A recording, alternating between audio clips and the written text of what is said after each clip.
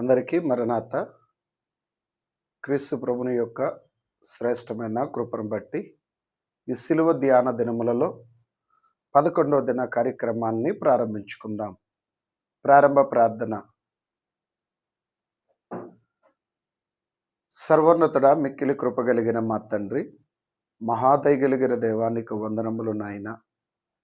మీ అత్యధికమైన కృపను బట్టి, శ్రేష్టమైన కరుణావాత్సల్యమును బట్టి మీ రెక్కల చాటున మమ్మను భద్రపరచి మరవ మాసములోనికి అనగా మార్చి నెలలోనికి మా ఆయుష్ను దీవించిన విధానమును బట్టి మీకు స్తుతులు చెల్లిస్తూ ఉన్నాము. ఈ 11వ దినమున మరొక మారు శిలువ ధ్యానముల ద్వారా నాయన నీ పాద సన్నిధికి వచ్చుచు ఉండగా, నాయన నీ శ్రమను మేము ధ్యానించుకొనబోచుండగా, నీ శ్రమ మా శ్రమలను జయించుటకు కారణమగునట్లుగా మీ యొక్క శ్రమలో మీరు కలిగి ఉన్న అంతరంగ స్థితి మా అంతరంగములను బలపరుచున్నట్లుగా నాయన, శ్రమను నీవు ఎలాగున నిర్లక్ష్యము చేశావో నీ శ్రమల ధ్యానము ద్వారా మా శ్రమలను నిర్లక్ష్యము చేయొచ్చు, నీ వైపు చూస్తూ నిన్ను ఘనపరచొచ్చు, నీ కొరకు రోషము కలిగి జీవించగలిగిన ధన్యత దేవా నీ శ్రమల ధ్యానము ద్వారా మాకు అనుగ్రహించమని బ్రతిమలాడుకొనొచ్చు ఉన్నాము. ఈ దిన కార్యక్రమమును దీవించము, ఏకీభవించున్న బిడలను ఆశీర్వదించి మీ ఆత్మ సహాయం అనుగ్రహించి మహిమ పొందమని అడుగుచూ ఉన్నాము. ప్రతి విధమైన ఆటంకమును తొలగించము, నీ ఆత్మ ప్రేరేపణ, నీ ఆత్మ నడిపింపు, నీ ఆత్మ సహాయము అయ్యా ప్రతి ఒక్కరికి పరిపూర్ణముగా దయచేసి మహిమ పొందమని అడుగుచు, నీ శిలువ సాన్నిధ్యములో ప్రతి ఒక్కరు స్థిరత్వము కలిగిన వారై, విశ్వాసము కలిగిన వారై, ఇదిగో నీ యొక్క శిలువ వాక్య ధ్యానము ద్వారా వారి హృదయములను నాయన నీ తట్టు త్రిప్పుకొనున్నట్లుగా కృప చూపించము. ధ్యానము ద్వారా ప్రతి ఒక్కరు వారి హృదయములను నీ సన్నిధిలో కృమ్మరించుకొని నేను ఘనపరచునట్లుగా నీ కొరకు సమర్పణ చేసుకొనగలిగిన స్థితి అనుగ్రహించి మహిమ పొందుమని యేసు నామమున ప్రార్థిస్తూ ఉన్నాము తండ్రి, ఆమేన్. పాటలు పాడుకుందాం. ఆంధ్ర క్రైస్తవ కీర్తనలో నుంచి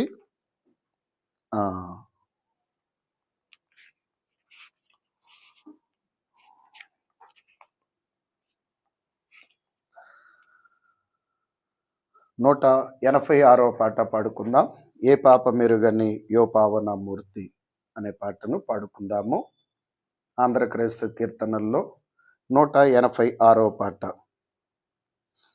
ఏ పాప మెరుగని యో పావన మూర్తి పాప విమోచకొండా, నా పాలి దైవమా నా పాపముల కొరాకి పాటలు నందినావా, నా పాలి దైవమా నా పాపముల కొరాకి పాటలు నందినావా, ముళ్ళతో గేరేట మల్లి నీ శిరముపై జల్లాటమున మొత్తిరా, ముళ్ళ పోట్లకు శిరము తల్లడెల్లగ సొమ్మ సెల్లిపోతివ రక్షక, ముళ్ళ పోట్లకు శిరము తల్లడెల్లగ సొమ్మ సెల్లిపోతివ రక్షక, కలువరి గిరిదనుక సిలువ మోయలేక కలవరమునొందినావా, సిలువ నీతో మోయ తొలువలో వేరొకని దోడుగా నిచ్చినారా, సిలువ నీతో మోయ తొలువలో వేరొకని దోడుగా నిచ్చినారా, చెడుగు యోధులు బెట్టు పడరాని పాట్లకు సుడివడి నడచినావా, కడకు కల్వరి గిరి కడకేగి సిల్వను గ్రక్కున దించినావా, కడకు కల్వరి గిరి కడకేగి సిల్వను గ్రక్కున దించినావా, ఆ కాల కర్మలు భేకరంబుగా నిన్ను ఆ కొయ్యపై నుంచిరా, నీ కాలు సేతలో ఆ కొయ్యకే సోది మేకులతో గ్రొచ్చినారా, నీ కాలు సేతలో ఆ కొయ్యకే సోది మేకులతో గ్రొచ్చినారా. పలు విధంబుల శ్రమలు చెలరేగదండ్రికి నెలుగెత్తి మొరలిడితివా, సిలువపై బలుమారు కలుగుచుండెడి వలన దాహము నాయన, సిలువపై బలుమారు కలుగుచుండెడి బాధ వలన దాహము నాయన. బల్లి దొండగు బంటు బల్లెమున నీ ప్రక్క జల్లి బడబొడచినాడా, ఉల్లోలములవలే నల్లని రుబుకంగ జల్లారె గద కోపము, ఉల్లోలములవలే నల్లని రుబుకంగ జల్లారె గద కోపము. కటకట పాప సంకటము బాపుటకింత ఎటు నొందినావా,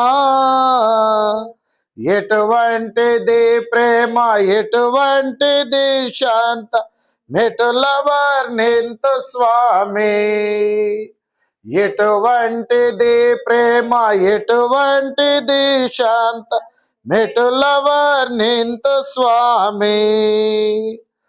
ఏ పాప మెరుగని యో పావనమూర్తి పాప విమోచకుండా, నా పాలి దైవమా నా పాపముల కొరకి పాట్లు నందినావా, నా పాలి దైవమా నా పాపముల కొరకి పాట్లు నందినావా. అలాగుననే ఇమ్మానుయేలు రక్తము ఇంపైన యోటాగు ఆ పాట కూడా పాడుకుందాము. ఆంధ్ర క్రైస్తవ కీర్తనల్లోనే 343వ పాట, ఆంధ్ర క్రైస్తవ కీర్తనల్లో 343వ పాట. ఇమ్మానుయేలు రక్తము ఏం పైన యోటాగు, ఓ పాపియందు మోన్గుము పాపంబు పోవును, యేసుండు నాకు మారుగా ఆ సిల్వ జావగా, శ్రీ యేసు రక్తమే పొడు స్రవించునాకుగా,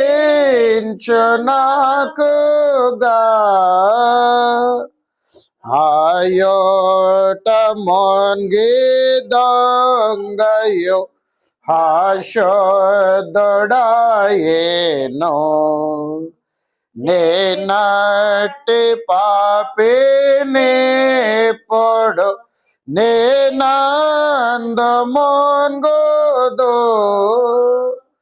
యేసుండు నాకు మారుగా ఆ సిల్వ జావగా, శ్రీ యేసు రక్తమే పొడు స్రవించునాకుగా,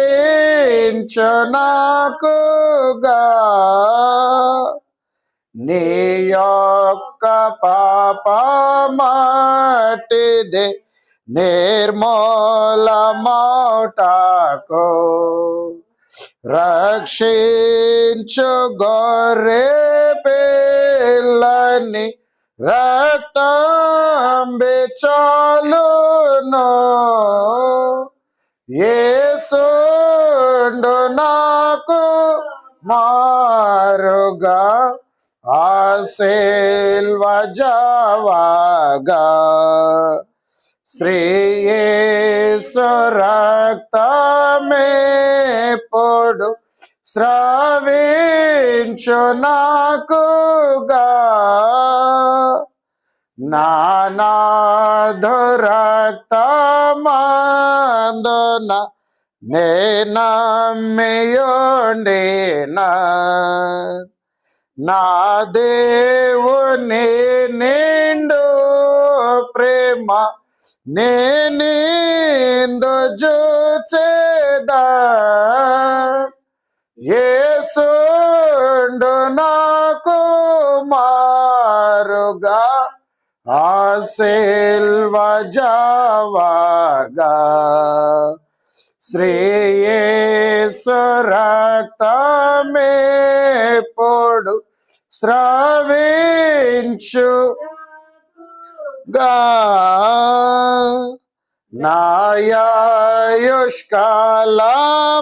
నాయాయుష్కాలమంతట నా సంత సంబాదే నా క్రీస్తు యొక్క రోమున నా గానమిదియే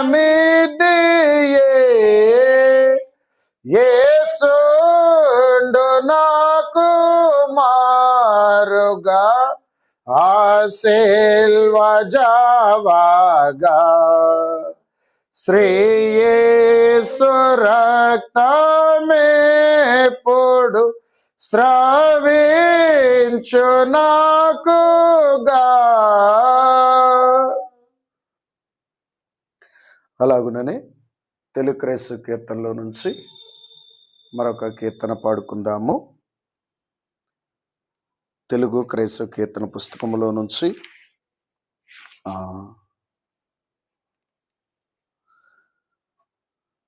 34వ పాట పాడుకుందాం.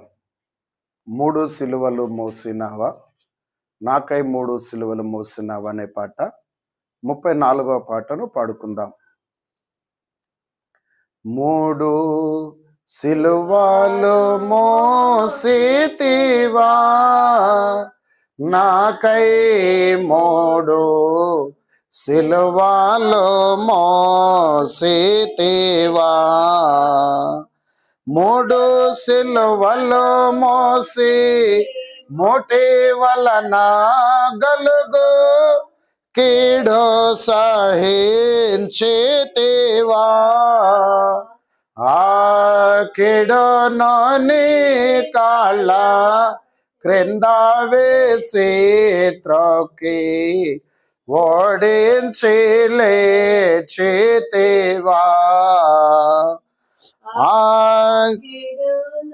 నీ కాళ్ళ క్రింద వేసి త్రొక్కి ఓడించి లేచితివా లోక పాపములను ఏకంబోగాని పైకి వేసి కొంటివా లోక పాపములను ఏకంబోగాని పైకి వేసి కొంటివా నీకో ఆకడి పెద్దదై అధిక భారంబాయే అది మొదటి సిలువయేనా నీకు ఆకడి పెద్దదై అధిక భారంబాయే అది మొదటి సిలువయేనా లేని నేరములు నీ పైన దుష్టులు వేయగాను క్షమించితివా లేని నేరములు నీ పైన దుష్టులు వేయగాను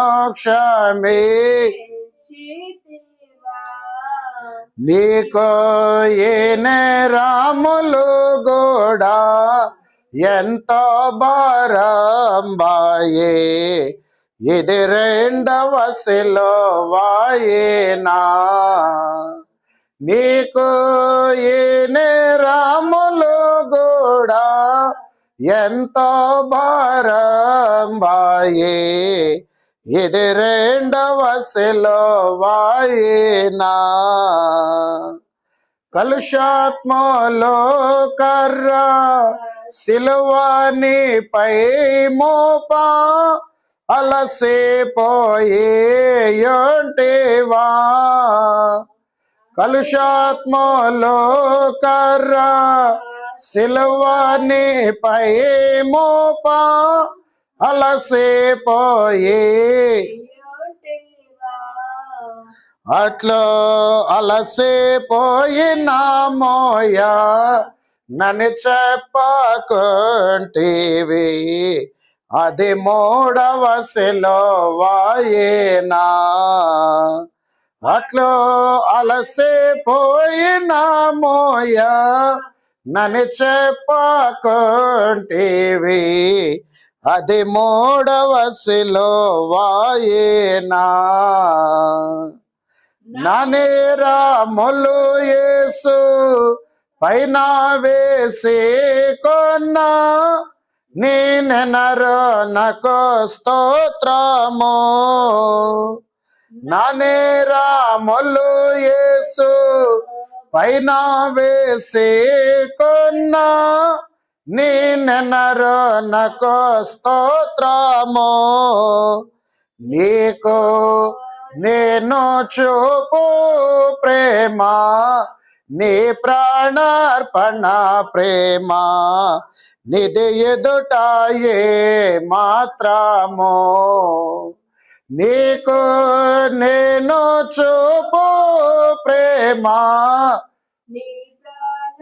ప్రాణార్పణ ప్రేమ, నిధి ఎదుటాయే మాత్రము. నా రుణము తీర్చిన నా దేవా నా ప్రభువా, నీ రుణము తీర్చగలనా. నా రుణము తీర్చిన నా దేవా నా ప్రభువా, నీ రుణము తీర్చగలనా. నీవు నా ఋషివై బోధించి నా బదులు చనిపోయి నావని మరువగలనా. నీవు నా ఋషివై బోధించి నా బదులు చనిపోయి నావని మరువగలనా. మూడు సిలువలో మోసితివా నాకై. మూడు సిలువలో మోసితివా.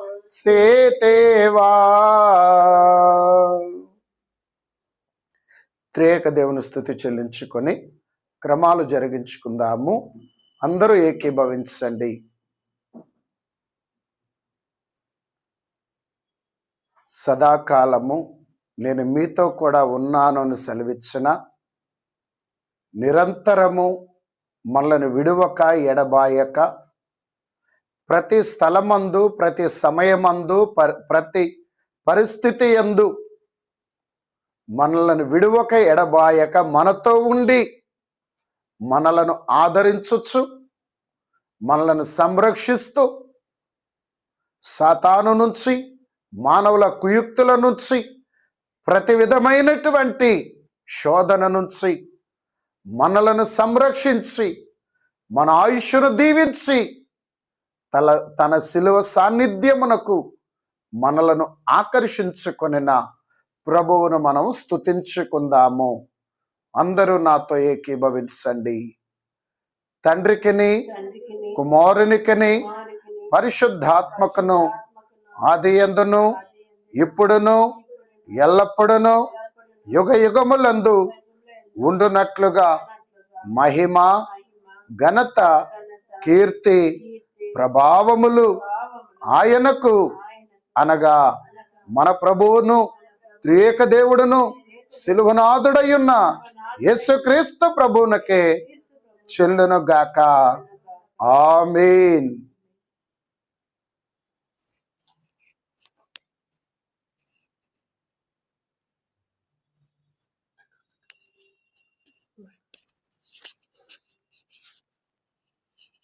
దైవ లక్షణముల స్థుతులను జరిగించుకుందాము. నాతో ఏకీభవించండి. దేవుడు న్యాయవంతుడు గనుక ప్రకృతి ధర్మమునకు భిన్నముగా ఏదియో చేయడు. 2:5-10 దీనిని 9గా మార్చమని అడిగిన ఎడల మార్చడు. అట్లు మార్చిన సృష్టి క్రమమునకు విరుద్ధమగును.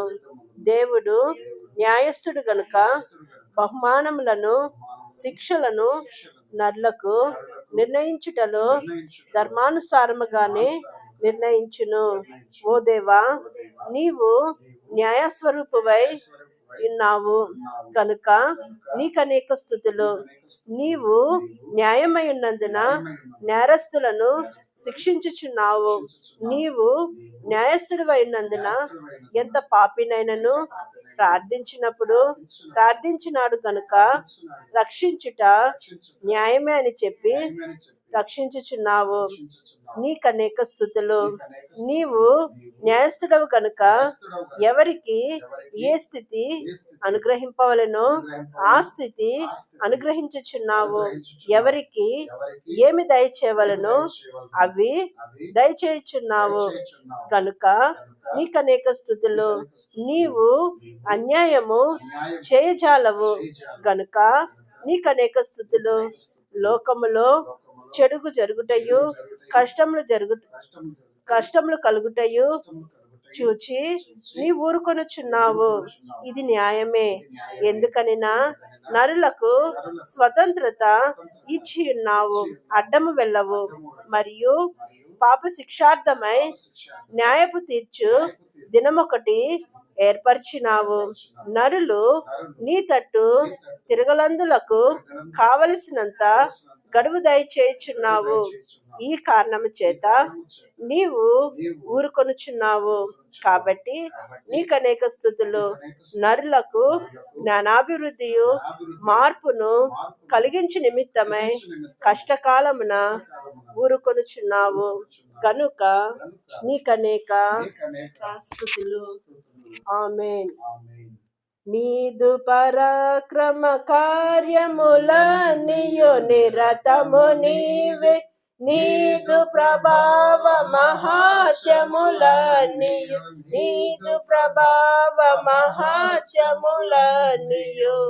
నిత్యము పొగడగా నిరతము స్తోత్రములే. నిత్యము పొగడగా నిరతము స్తోత్రములే. దేవ యెహోవా. సైతాన్ని ఎదిరించు సూత్రములు. ప్రారంభ ప్రార్థన.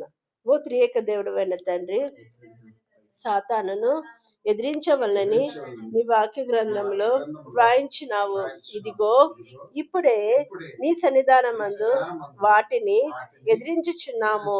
మా ఎదిరింపుల వలన సైతానుకు వేదన నిస్సత్తువ కలిగించుము. మా ఎదిరింపుల వలన నీకు మహిమ, సంఘమునకు జయము కలిగించుము. దయగల తండ్రి, సర్వశక్తి గల తండ్రి, మేము సాతానును ఎదిరించుటకు నీ సర్వశక్తిలో నుండి మాకు శక్తిని దయచేయము. శత్రువు బలమంతటి మీద మీకు అధికారం ఇచ్చి ఉన్నానని లూకా 10వ అధ్యాయంలో వ్రాయించినావు.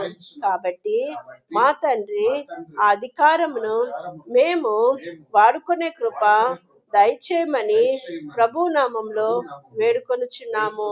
సర్వలోకమును సృష్టించిన సృష్టికర్త అయిన తండ్రి యొక్క నామంలో, సర్వలోకమును రక్షించిన రక్షణకర్త అయిన యేసు ప్రభు యొక్క నామములో సర్వలోకమును ఆదరించుచు ఆయతపరచుచున్న పరిశుద్ధాత్మ తండ్రి యొక్క నామంలో త్రియేక దేవుని నామంలో గాలిలోకంలో బంధకంలో ఉన్న ఓ సాతానా, సాతాన్ అనుచరులారా, దురాత్మలారా, దురాత్మల సమూహములారా, దయ్యములారా, భూతములారా, పిశాచములారా, మేము మిమ్ములను ఎదిరించుచు గద్దించుచున్నాము కనుక మా ఎదిరింపులు గద్దింపులు జాగ్రత్తగా ఆలకించమని త్రియేక దేవుని నామంలో మీకు ఆజ్ఞాపించుచున్నాము.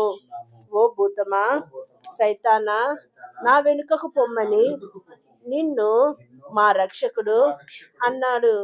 పేతురులో చెడ్డ తలంపు పుట్టించిన సైతానును అన్నాడు. ఓ పేతురు అని అనలేదు, సైతానా అని అన్నాడు. ఈ రెండింటికి భేదమున్నదా లేదా? కొండపై ప్రభువును శోధించుట, వెలుపల నుండి శోధించుట. ఇక్కడ పేతురులో తలంపు పుట్టించినావు, అందుకు సాతానా అని అన్నాడు. ప్రభువా, మేము ఈ సమాధానము సైతానుకు చెప్పేటట్లు చేసినావు గనుక నీకు అనేక మనఃపూర్వకమైన వందనములు. ఆమేన్. సాతాను సర్వమా, సర్వకార్యములందు శ్రమలతో కూడిన చావు నీకు. నరులను బాధించినప్పుడల్లా వ్రాతలో పడిన శిక్షలు పైపడును నీకు. యూఫ్రటీస్ నది వద్ద ఉన్న భూతాలకు కలిగిన దుర్గతి కలుగు నీకు. విజ్ఞప్తి పత్రిక వెల్లింపక ముందే కంపము భీతి కలుగు నీకు. హెడస్సన మాట తలనొప్పి హింస నీకు. హర్మగద్దోని యుద్ధము హడలు నీకు. కడుతరగని గొయ్యే ముట్టి కాయ నీకు. అగ్నిగుణమనంత నిరాశ నీకు. సైతాను ఆటాలిక సాగానియావో, సాతాను ఆటాలిక సాగానియావో. పాతాళాగ్ని కతని పంపే వేసెదావో. పాతాళాగ్ని కతని పంపే వేసెదావో. సమర్పణ ప్రార్థన. స్వతంత్రుడవైన ప్రభువా, సమస్త కార్యములు నీ అంతట నీవు చేయగల తండ్రి, నీకు స్తోత్రములు. నేను కూడా స్వతంత్రముగా పనిచేయగల శక్తి అనుగ్రహింపగలవు. నీ మీద మాత్రమే ఆధారపడి నాలోని స్వతంత్రతను బట్టి నా కార్యములు చేసుకొనగల స్థితి అనుగ్రహించినావు కనుక నీకు స్తోత్రములు. స్వేచ్ఛాపూర్వకమైన స్తోత్రములు. బలవంతముగా కాక కేవలము స్వతంత్రముగా నిన్ను స్తుతింపగోరుచున్నాము. నీ గుణములన్నీయు నాకు కూడా అనుగ్రహించుట వలన నీ లక్షణ రూపము, నీ కోరిక నాకు అనుగ్రహించినావు. అన్నియు అనుగ్రహించి ఒక్క స్వతంత్రత లక్షణము గాని అనుగ్రహింపకున్న ఎడల తక్కినవన్నీ ఇచ్చిన ప్రయోజనము లేదు గనుక స్వాతంత్ర్య లక్షణము ఇచ్చినందుకు స్తోత్రములు. ఆమేన్. దేవా రాజా పుత్రులమై తేజరిల్లుదాము. దేవా పుత్ర స్వతంత్రముతో దేవుని చేరుదాము. దేవుని చేరుదాము. దేవుని చేరుదాము. దేవా రాజా పుత్రులమై తేజరిల్లుదాము. రాకడ ప్రార్థనలోని స్తుతులు. కొన్ని ఏండ్ల క్రిందట వైద్యులు కొన్ని మాత్రలు కల్పించినారు. అవి కొనిన వారు గదుల మూలలలో వాటిని ఉంచగా ఎలుకలు వాటిని మృంగి బయటికి పోయినవి. అప్పుడు వాటి గుండెలలో భయము పుట్టి మరలా ఆ గదులలోనికి రాలేదు. అది ఎలుకలను చంపకుండా వెళ్ళగొట్టు పద్ధతి. అలాగే రక్షణ వార్త మరియు రాకడ వార్త రేపు మా సన్నిధి కూటమునకు డిక్టేషను చెప్పుము. అది తెలుగులో ఇంగ్లీష్లో ప్రచురించి ఇంగ్లీషు వార్త 5 ఖండములకు పంపించదము. అప్పుడు చదువుకొను వారి యొక్క గుండెలలో గొప్ప భయము, దడ, ఆందోళన కలుగును. నమ్మని ఎడల మతి చలంచలము కలుగును. అది భయంకరము గాని రక్షణ మార్గము కలుగును. ఇది మేము నీకు విన్నవించుకొను నూతనమైన కడసరి పద్ధతి. దీనివల్ల మనుషుల హృదయములలో భూకంపములు కలుగును. అప్పుడు అందరూ కెవ్వున కేకవేసి ప్రభువా రక్షించు, రాకడకు సిద్ధపరచు అని ప్రాధేయపడుదురు, లేదా రక్షణకైనను సిద్ధపడుదురు. ఇట్టి కంపము అందరిలోనూ కలిగింతువని నమ్మి నిన్ను స్తుతించుచున్నాము. ఆమేన్. దేనిక సిద్ధంబుగాలేనని తెలిసినది నిరకోగానన్ పరిశుద్ధాత్మయే నన్ను గానన్ పరిశుద్ధాత్మయే నన్ను కడకు సిద్ధము చేసి కొనను, కడకు సిద్ధము చేసి కొనను. త్వరగా రానున్నా యేసు, త్వరగానే రమ్ము తండ్రి. మహాదయగలిగిన దేవానికి వందనములు నాయన. ఇంత పర్యంతము మా అందరి యొద్ద ఉండి మమ్ములను చూచుచు మా స్థుతులను అందుకొనొచ్చు, మా హృదయ స్థితిని పరీక్షించి మమ్ములను బలపరచుటకు ఆశ కలిగిన మా తండ్రి మీకు స్తోత్రములు నాయన. పాటల ద్వారా ఇదిగో నాయన నీ యొక్క సిలువ సందేశము కొంతవరకు మాకు అర్థమగుచ్చు ఉన్నది. నీ శ్రమ తీవ్రత పాటల ద్వారా కొంతవరకు మేము గ్రహించగలుగుతున్నాము, కానీ అది సరిపోదు నాయన. నీవు మాట్లాడిన, నీవు బోధించిన, అలాగే నీ సిలువ శ్రమ మా అంతరంగ జ్ఞానమునకు బయలుపరిచినప్పుడు సంపూర్ణముగా మేము గ్రహించగలము నాయన. గనుక నీవే మాతో మాట్లాడి నీ యొక్క వేదన మా హృదయములకు, మా జ్ఞానమునకు అర్థమగునట్లుగా, మాలో ఉన్న అజ్ఞానము తొలగిపోవునట్లు, అనుమానములు పటాపంచలైపోవునట్లు, మాలో ఉన్న అవిశ్వాసము తొలగిపోవునట్లు, మాలో ఉన్న ప్రతి విధమైనటువంటి వ్యతిరేకత, నమ్మకార్థత, తిరుగుబాటుతనము, నిర్లక్ష్యము నాయనా, లోకాశలు, శరీరాశలు, జీవబడబము సంపూర్ణముగా మాలో నుంచి తొలగిపోవున్నట్లుగా నీ వాక్యమును మాకు అనుగ్రహించుమని బ్రతిమలాడుకొనుచున్నామయ్యా. నీ వాక్యము మాకు ఆహారమై ఉన్నది, నీ వాక్యము సుత్తి అయ్యున్నది, నీ వాక్యమే ఉదకమై ఉన్నది, నీ వాక్యమే జీవమై ఉన్నది, నీ వాక్యమే అయ్యా మాకు నూతనమైన మహిమ స్థితినిచ్చున్నది. అట్టి వాక్కులను నీ ఆత్మ ద్వారా మీరే మాకు బోధించుమని బ్రతిమలాడుకొనొచ్చు ఉన్నాము. మరొక మారు అయ్యా ఏకీభవించున్న బిడలైన వారందరినీ కూడా అయ్యా పేరు పేరు వరుసన మెండుగా నీ ఆశీర్వాదములతో, నీ ఆత్మవాక్కులతో, ఆత్మ ప్రేరేపణతో దీవించమని శిలువనాథుడయ్యున్న యేసుక్రీస్తు ప్రభుని నామమున ప్రార్థించుచు ఉన్నాము తండ్రి. ఆమేన్. ప్రియమైన దేవుని సంగమా, దేవాది దేవుడు మన రక్షకుడయ్యున్న యేసుక్రీస్తు ప్రభుని యొక్క సిలువను ధ్యానించేటువంటి తరుణము మనకు అనుగ్రహించినందులకై మరొక్క మారు ప్రభువును ఘనపరచుచూ ఉన్నాను. క్రీస్తు ప్రభువుని సిలువను ధ్యానించుట వల్ల మనకు ఒక ఆలోచన కలగాలి.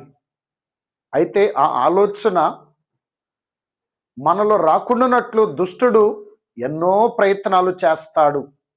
అందుకే సిలువ ధ్యానం అయిపోగానే ఆయా పనుల మీదకో ఆయా ఆలోచనల మీదకో అనేక రకములైన మార్గాల్లోనికి తీసుకొని వెళ్ళిపోతాడు. మనలను ఫిజికల్గా కానీ మెంటల్గా కానీ అనేక విధాలుగా మనల్ని బిజీగా చేసేస్తాడు. ఎందుకంటే సిలువ ధ్యానము కానీ సిలువ వర్తమానము కానీ మన అంతరంగముల మీద ఎక్కడ ప్రభావం చూపుద్దోనని, సిలువ వర్తమానం కానీ సిలువ ధ్యానము కానీ ఎక్కడ మన అంతరంగములో ప్రభావం చూపుతుందోనని కార్యక్రమం అయిపోగానే మనల్ని ఫిజికల్గా మెంటల్గా వాడు బిజీ చేసేస్తాడని, అప్పుడు మనం కూడా కొంత సిలువ వర్తమానం మీద ధ్యానం మీద పట్టు వదిలేస్తాం. మన ఆలోచన అటు ఇటు డిస్టర్బ్ అయిపోతుంది. ఇది మనం గ్రహించుకోము కానీ జరిగే ఒక క్రియ,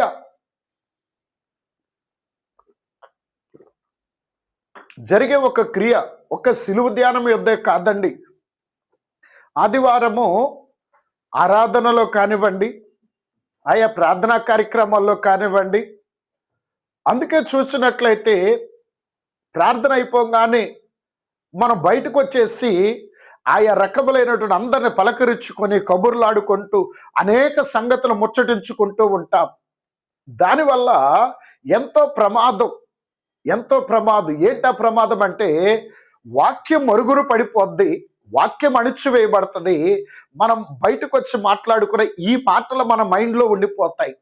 వాక్య ప్రభావం తగ్గిపోయి ఈ లోకం మాటల యొక్క ప్రభావం మనలో ఎక్కువ పనిచేస్తుంది.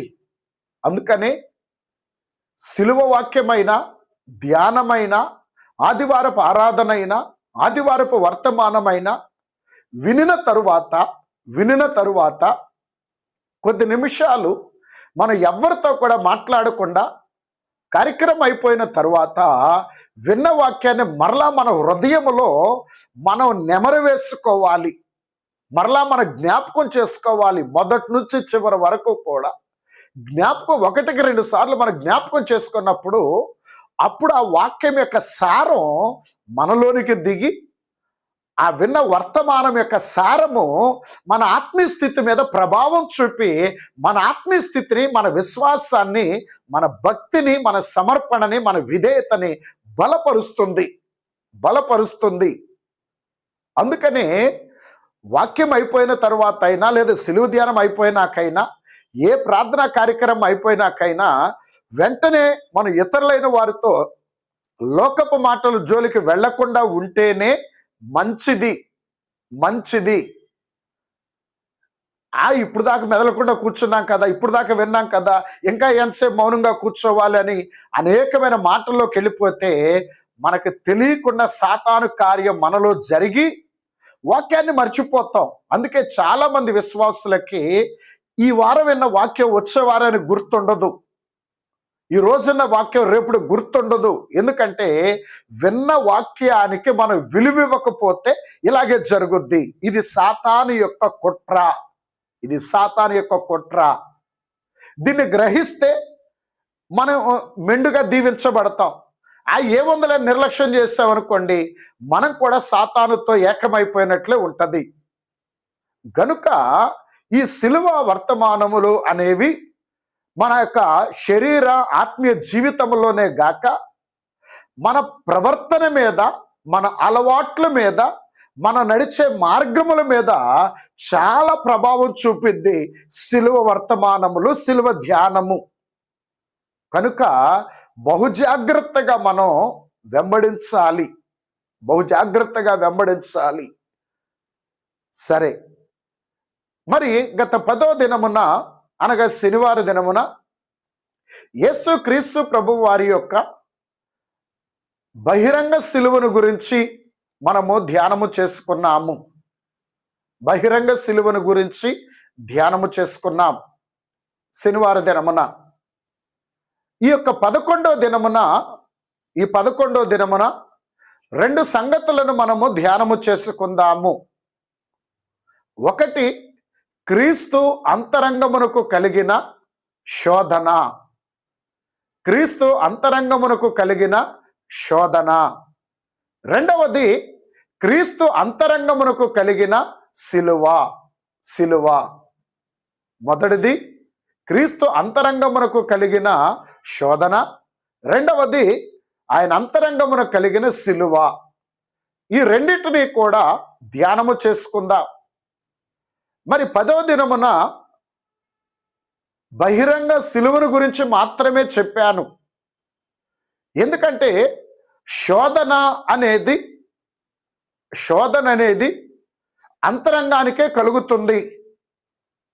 ఆ శోధనలో పడిపోతే సిలువ అంటే శ్రమ. అందుకనే ఈ దినమున శోధన, సిలువ ఈ 2 విషయములను గురించి ధ్యానము చేసుకుందాము. ప్రియమైన దేవుని బిడ్డలారా, యేసుక్రీస్తు ప్రభు వారికి కూడా శోధన కలిగినది. ఆయనకు కూడా శోధన వచ్చింది.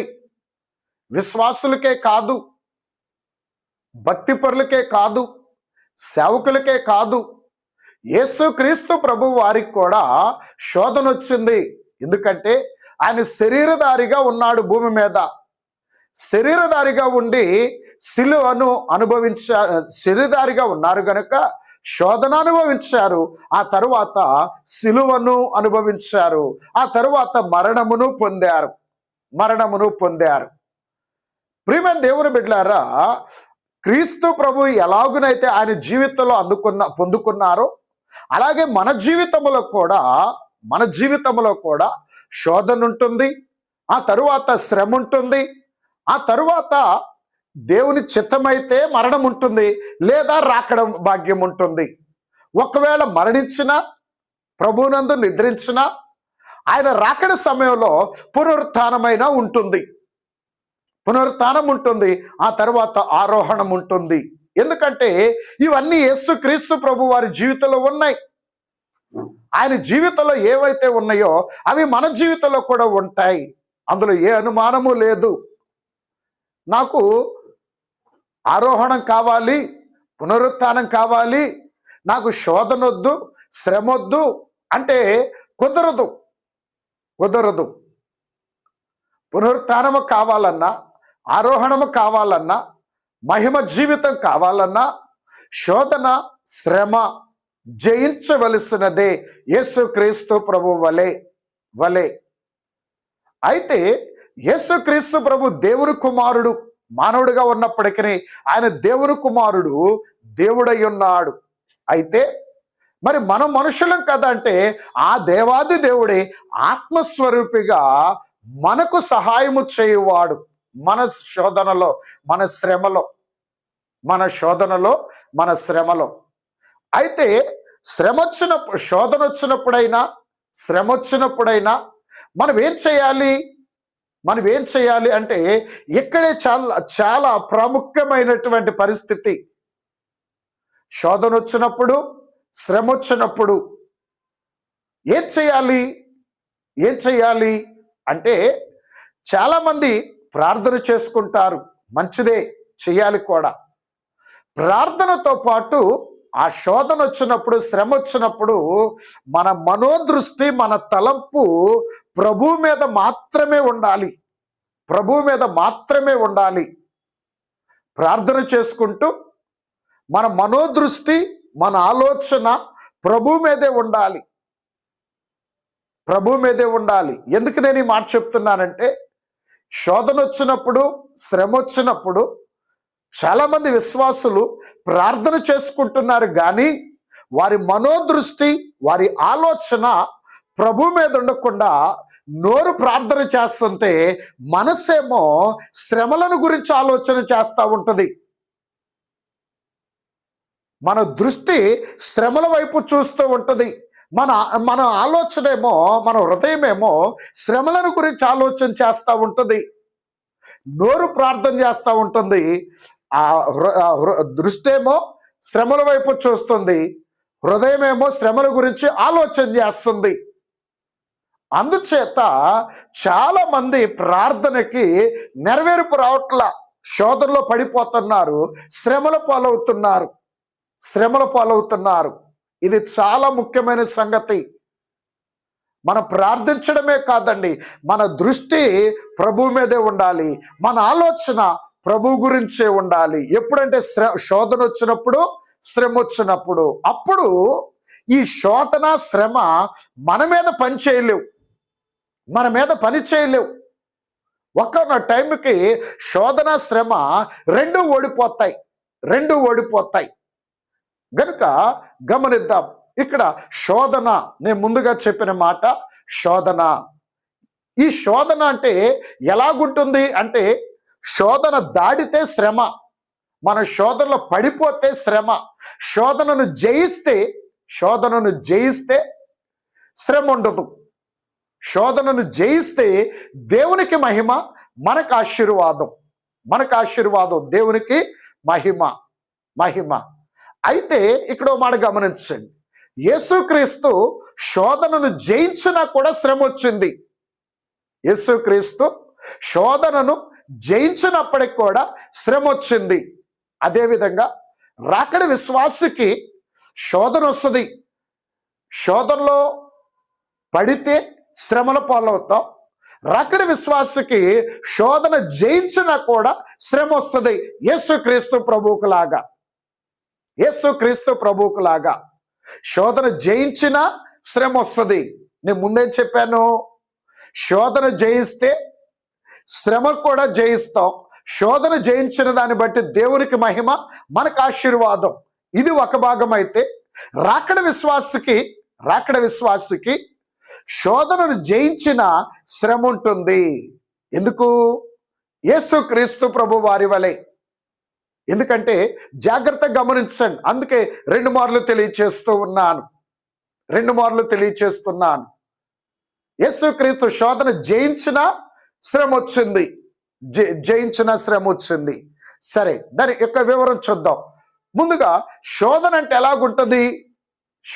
ఎలాగుంటది అని ఒకసారి మనం ఆలోచన చేస్తే, ప్రియమైనటువంటి వారలారా, మరి శిలువనాథుడైన యేసుక్రీస్తు ప్రభు కలిగిన శోధన, ఈ శోధనను చూడక మునుపు ఒకసారి మనం అబ్రహాము గారిని పరిశీలన చేస్తే, అబ్రహాము గారు కూడా శోధన ఎదుర్కొన్నాడు. విశ్వాసులకు తండ్రి అయినటువంటి అబ్రహాము గారు కూడా శోధన ఎదుర్కొన్నారు. ఎప్పుడు అంటే, దేవాది దేవుడు ఆయన దర్శించి, నీకున్న ఒక్కగానొక్క కుమారుణ్ణి బలివ్వమని అబ్రహాము గారిని అడిగారు. అబ్రహాము గారికి ఇస్సాకని కుమారుణ్ణి, అబ్రహాము గారికి 100 సంవత్సరాల వయస్సులో కుమారుని ఇచ్చినవాడు ఎవరయ్యా అంటే ప్రభువే. ఆ కుమారుని ఇచ్చినవాడు ప్రభువే, ఆ కుమారుని దీవించినవాడు ప్రభువే, ఆ కుమారుని పెంచినవాడు ప్రభువే. అయితే ప్రియమైనటువంటి వారలారా, ఆ కుమారుని బలడుగుతున్నవాడు కూడా ప్రభువే. ఏంటి అంటే, దేవుడు ఇచ్చాడు కాబట్టి ఆయన ఎలాగైనా అడగొచ్చా అంటే కాదు. ఆయన బలి కోరే దేవుడు కాదండి. మన కొరకు బలైపోయే గొర్రెపిల్ల ఆయన. వధ్య స్తంభం మీద వధింపబడిన గొర్రెపిల్ల ఆయన.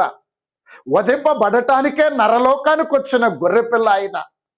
ఆయన బలి కోరేవాడైతే భూలోకానికి ఎందుకు వచ్చేవారు? కనుక ఆయన బలి కోరేవాడు కాదండి. బలైపోవటానికే నర శరీరధారిగా భూమి మీదకి వచ్చారు ఆయన. గనుక మరి ఇక్కడ ఎందుకో అబ్రహాము గారి దగ్గరకు వచ్చి ఇలాగను ఒక్కగానొక్క కుమారుణ్ణి, నీ గర్భవాసమును పుట్టిన వాడిని బలిమ్మని ఎందుకు అడుగుతున్నారంటే, అక్కడ అబ్రహాము గారి యొక్క విశ్వాసమును ప్రభు పరీక్షిస్తూ ఉన్నారు. అబ్రహాము గారి యొక్క విశ్వాసమును ప్రభు పరీక్షిస్తూ ఉన్నారు. కానీ ప్రభుని యొక్క పరీక్ష అబ్రహాము గారికి ఒక శోధన అంటే ఏంటి? చేద్దామా వద్దా, చేస్తే ఏమవుతుంది, చేయకపోతే ఏమవుతుంది, ఈ సందిగ్ధంలో ఉండడమే శోధన. చేద్దామా వద్దా, ప్రభు పరీక్షిస్తున్నాడు. అడిగాడు, ఎదురు చూస్తున్నాడు. ఆ ఎదురు చూడడమే ప్రభు పరీక్షించడం. అయితే ఇప్పుడు అబ్రహాము గారి పరిస్థితి ఏంటంటే శోధన. అది అబ్రహాము గారికి ఆయన నీ కుమారుని వల్ల నీ గర్భవాసమును పుట్టిన వానిని అంటున్నాడు, నీకున్న ఒక్కగానొక్క కుమారుని అంటున్నారు. చూడండి, ఆ వాక్యం చదువుకుందాం. ఆది కాండములో గమనించినట్లయితే ఆది కాండములో 22వ అధ్యాయం 22వ అధ్యాయములో ఒకసారి చూద్దాం, చదువుకుందాం మనం. 2వ వచనం, ఆది కాండం 22వ అధ్యాయం 2వ వచనం. అప్పుడు ఆయన నీకు ఒక్కడై ఉన్న నీ కుమారుని అనగా నీవు ప్రేమించు ఇస్సాకును తీసుకొని మోరియా దేశమునకు వెళ్ళి అక్కడ నేను నీతో చెప్పబోవు పర్వతములలో ఒక దాని మీద దహన బలిగా అతను అర్పించమని చెప్పాను. చూడండి, ఇక్కడ దహన బలిగా, ఒకటి బలి, రెండవది దహనం. ఒకటి బలి, రెండో దహనం. దహన బలి అంటే దహించడం. పోయి ఎవరు చేస్తారు ఈ పని? పోనీ ఎవరో విషయంలో అయితే అనుకోవచ్చు, తన సొంత బిడ్డల విషయంలో లేక జన్మించిన సొంత కుమారుడి విషయంలో ఎవరు చేయగలరు ఈ పని అంటే ఇక్కడ ఒకటండి, ఏపో దేవుడు లేదు, దెయ్యం లేదు అని దేవునిని, ఆయన సన్నిధిని, ఆయన వాక్కుని నిర్లక్ష్యం చేసే వాళ్ళకైతే ఇది పెద్ద శోధన అనిపించదండి. ఎవరుతారు, ఏమనుకుంటున్నాం అని దేవుని వాక్కుని నిర్లక్ష్యం చేసే అవసరమైతే దేవుని మీద కూడా తిరుగుబాటు చేసే వారికైతే ఇది పెద్ద శోధన అనిపించదు. అబ్రహాము గారు దేవుని ఎడల భయభక్తులు కలిగిన వాడై ఉన్నాడు. అబ్రహాము గారు దేవునిని ప్రేమించే వారై ఉన్నారు. అలాగే అబ్రహాము గారి మీద దేవాది దేవుడే ఒక నమ్మకస్తుడై ఉన్నాడు. అబ్రహాము గారు అంటే దేవునికి ఒక నమ్మకం ఉన్నది గనుక ఇప్పుడు ఈ అబ్రహాము గారు ఏం చేయాలంటే తన యొక్క స్థితిని కాపాడుకోవాలి. ఇది ఆయన భక్తికి ఒక సవాల్, ఆయన విశ్వాసానికి ఒక సవాల్ గనుక ఇప్పుడు ఇది అబ్రహాము గారికి ఒక శోధన. ఏం చేయాలి? ఇంత వృద్ధాప్యలో ఇచ్చారు, పేరు కూడా చెప్తున్నా, నీకున్న ఒక్కడైన కుమారుడు ఇస్సాకును దహన బలిగా అర్పించమని. మరి ఏం చేయాలి? ఇప్పుడు ఏం చెయ్యాలి? ఇద్దామా వద్దా? లేదా దేవుని దగ్గరికి వెళ్ళయ్యా, నువ్వే కదా ఇచ్చావు, మరలా నువ్వే అడిగితే ఎలాగా? ఇంకెవరున్నారు నాకు? ఇంత వృద్ధాప్యలో ఇచ్చావు, మరి ఎందుకు ఇచ్చావు అంతకాడికి అని ఈ ప్రశ్నలన్నీ కూడా అబ్రహాము ఈ ప్రశ్నలకు కూడా అవకాశం ఇవ్వలేదండి. ఈ ప్రశ్నలకు అవకాశం ఇవ్వాల. ఈ ప్రశ్నలు ఏమైనా వచ్చినాయి అంటే అబ్రహాము గారు శోధనలో ఉన్నాడు అని అర్థం. ఈ ప్రశ్నలు కూడా ఆయనకి ఏమీ రాలేదు. ఆయనకి. మరి ఏం చేశారు ఆయన? ప్రభు ఎప్పుడైతే అబ్రహాము గారితో మాట్లాడి అడిగారో, నీకున్న ఒక్కడైన ఇస్సాకును బలివమని చెప్పారో, చెప్పిన మరుక్షణము నుంచి అబ్రహాము గారు తన కుమారుడిని ఇస్సాకుని దేవునికి బలర్పించడానికి తన అంతరంగంలో ఆయన సిద్ధపడిపోయాడు. తన అంతరంగంలో సిద్ధపడిపోయి తన కుమారుడు బలి చేశాడు. బహిరంగంగా చేయడమే లేటు. అంటే అక్కడ అబ్రహాము గారు శోధనకి అవకాశం ఇవ్వాల. అనగా శోధన అంటే ఇద్దామా వద్దా, దేవుడు ఎందుకు ఇలా అడిగాడు, దేవుడు ఎందుకు ఇలా చేశాడు, ఈ ఆలోచనలన్నీ చేస్తే ఆయన శోధనలో ఉన్నాడు అని అర్థం. అయితే అబ్రహాము గారు శోధనలో లేడండి. మానవ జ్ఞానంతో ఆలోచిస్తే అది ఆయన హృదయానికి శోధన. ఇద్దామా వద్దా, చేద్దామా వద్దా, ఏంటి ప్రభు ఇలాగ అడిగారు, ఈ ప్రశ్నలన్నీ వేస్తే ఆయన శోధనలో ఉన్నాడు అని అర్థం. అది శోధన. కానీ అబ్రహాము గారు శోధనలో లేడు. అది శోధనే. కానీ అబ్రహాము గారు ఆ శోధనని తన హృదయంలోనికి రానివ్వాల, ఆ శోధనని తన తలంపులలోనికి రానివ్వాల, ఆ శోధనని తన ఆలోచనలోనికి రానివ్వాల. ఈ ఆలోచనలన్నీ వస్తాయి. ఎందుకంటే చేయడానికి ఇష్టం లేనప్పుడే, ఇవ్వడానికి ఇష్టం లేనప్పుడే, చేయడానికి ఇష్టం లేనప్పుడే ఈ ఆలోచనలు, అనుమానాలు, ప్రశ్నలు ఇవన్నీ వస్తాయి. ఎప్పుడంటే దేవుడు చెప్పింది చేయడానికి ఇష్టం లేనప్పుడే అనేక రకమైన ప్రశ్నలు, అనేక రకమైన ఆలోచనలు, అనుమానాలు ఇవన్నీ వస్తాయి. చేయడానికి ఇష్టం లేనప్పుడు, ప్రభు చెప్పినట్టు చేయడానికి ఇష్టం ఉన్నప్పుడు శోధన అయినప్పటికీ కూడా శోధన అనిపించదు. ఇది అబ్రహాము గారికి శోధన అయినప్పటికీ కూడా ఆయన శోధనగా ఫీల్ అవ్వలేదండి. అనగా ఈ శోధన తలంపులను తన యొక్క అంతరంగంలోనికి రానివ్వల. ఎందుకంటే ప్రభు ఆజ్ఞాపించిన మరుక్షణం నుంచే తన అంతరంగంలో సమర్పించేశాడు. బహిరంగంగా చేయడమే లేటు.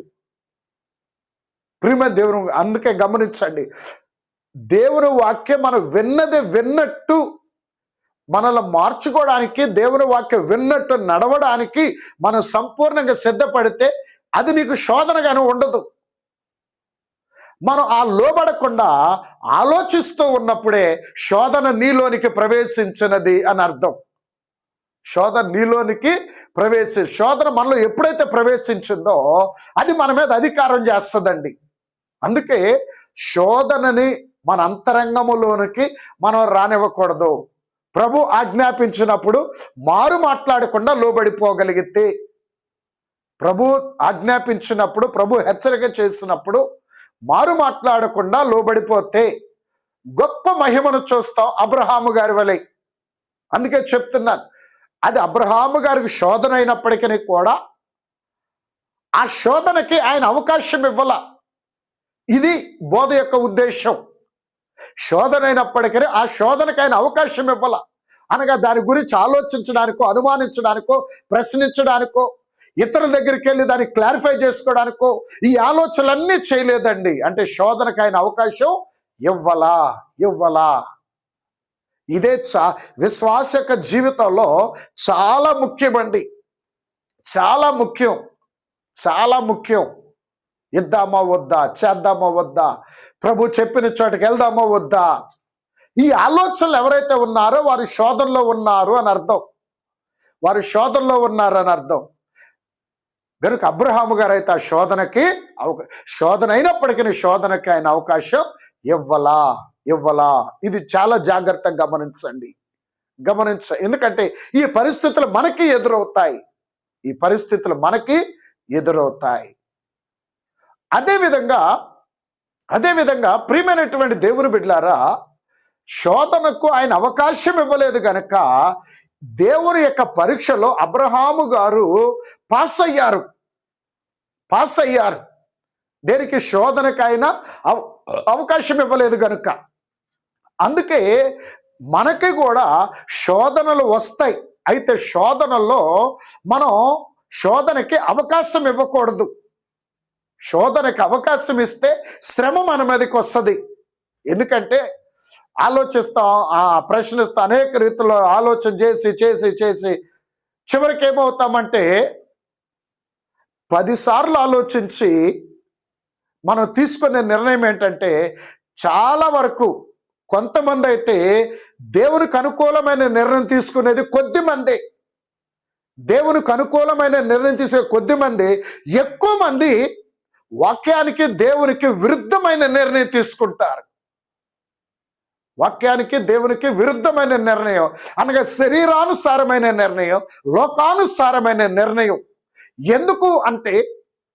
ఎందుకంటే మన శోధనకు అవకాశం ఇచ్చాం గనక ఆ శోధన తన ప్రభావముతో మనలను లోకానుసారంగా, శరీరానుసారమైన నిర్ణయం తీసుకోవడానికి మనలను ప్రిపేర్ చేసేసింది. అందుకని మన అబ్రహాము గారు శోధనకి అవకాశం ఇవ్వాల. శోధన అయినప్పటికీ శోధనకి ఆయనకు అవకాశం ఇవ్వలేదండి. అందుకే శోధన జయించాడు. ప్రభు యొక్క పరీక్షలో పాస్ అయ్యారు అబ్రహాము గారు. అబ్రహాము గారు. అలాగే అబ్రహాము గారి కుమారుడైన యేసుక్రీస్తు ప్రభు దగ్గరకు వద్దాం. యేసుక్రీస్తు ప్రభు దగ్గరకు వద్దాం. యేసుక్రీస్తు ప్రభు వారికి కూడా శోధన వచ్చింది. ఎప్పుడంటే ఆయన సేవ ప్రారంభించినప్పుడు 40 దినాలు ఉపవాసం ఉన్నారు. 40 దినాలు ఉపవాసం ఉండి ఆ తర్వాత 40 దినాలు ఉపవాసం ముగించుకున్న తర్వాత వెంటనే శోధకుడైన సాతాను వచ్చాడు యేసు ప్రభు దగ్గరికి. వెంటనే వచ్చాడు. 40 దినాలు ఉపవాసాలు ముగింపుగా అవగానే శోధకుడైన సాతాను వచ్చేసాడు. అందుకే ఉపవాసాలు చేసేటప్పుడు బహు జాగ్రత్తగా చెయ్యాలండి. బహు జాగ్రత్తగా చెయ్యాలి. అందుకే నేను ఇంత ముందు ఉపవాస దినాల్లో కూడా నేను చెప్పాను. ఏమని చెప్పానంటే, ఉపవాసం ఉన్న రోజు డ్యూటీలకు వెళ్ళొద్దు, ఉపవాసాలు ఉన్న రోజు బజార్లకు వెళ్ళొద్దు, ఉపవాసాలున్న రోజు బయట వారితో కానీ ఇంట్లో వారితో కానీ ఫోన్లో కానీ ఎవరితో కూడా మాట్లాడొద్దు. ఉపవాసాలున్న రోజు అది ఏదైనా సరే, ఉపవాసం ఉన్న రోజు ఎవరితో కూడా మాట్లాడకుండా, ఎవరితో కూడా కనెక్షన్ పెట్టుకోకుండా మీ వంతుకు మీరు ఒక్కరే ఉదయాన్నే లేచి స్నానం చేసి వీలైతే తెల్లబట్లు ధరించుకొని గదిలో దేవుని పాదాల దగ్గర ఉండండి, దేవుని సన్నిధిలో ఉండండి. ఆ రోజు ఫోన్ కూడా పక్కన పెట్టేసి దేవుని సన్నిధిలో ఉండండి. చేసే కొద్దిసేపు ఉపవాసమైనా సరే, ఒక పూట చేసినా, ఒక రోజు చేసినా, కొద్ది పూట చేసినా, కొద్ది సమయం చేసినా నిష్ఠగా చెయ్యండి, నిష్ఠగా చెయ్యండి. అంతేగాని ఉపవాసం ఉన్నామని చెప్పి బజార్కి వెళ్ళడం, ఉపవాసం ఉన్నామని చెప్పి డ్యూటీకి వెళ్ళడం, ఉపవాసం ఉన్నామని చెప్పి ఇంట్లో వాళ్ళతోనో లేదా ఫోన్లో బంధువులతో స్నేహితులతోనో ఏదో ఒక మాటలో కబుర్లు పెట్టుకొని కూర్చుంటే సాతాను వచ్చి మీ నెత్తి మీద కూర్చుంటది. ఎందుకంటే మాటలలో మన మాటలు పాడైపోతాయి, చూపులు పాడైపోతాయి, ఆలోచనలు పాడైపోతాయి, తలంపులు పాడైపోతాయి. ఏదో ఒక అపవిత్రం ఏర్పడుతుంది. చూపులకు అపవిత్రం ఏర్పడుద్ది, మాటలకు అపవిత్రం ఏర్పడుతుంది, వినికిడికి అపవిత్రం ఏర్పడుతుంది, నీ ఆలోచనల ద్వారా నీ హృదయానికి అపవిత్రం ఏర్పడుతుంది.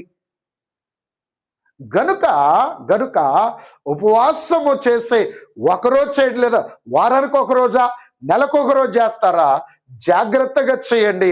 ఆ రోజు దేవుని సన్నిధిలో ఉండడానికి ప్రయత్నం చేయండి.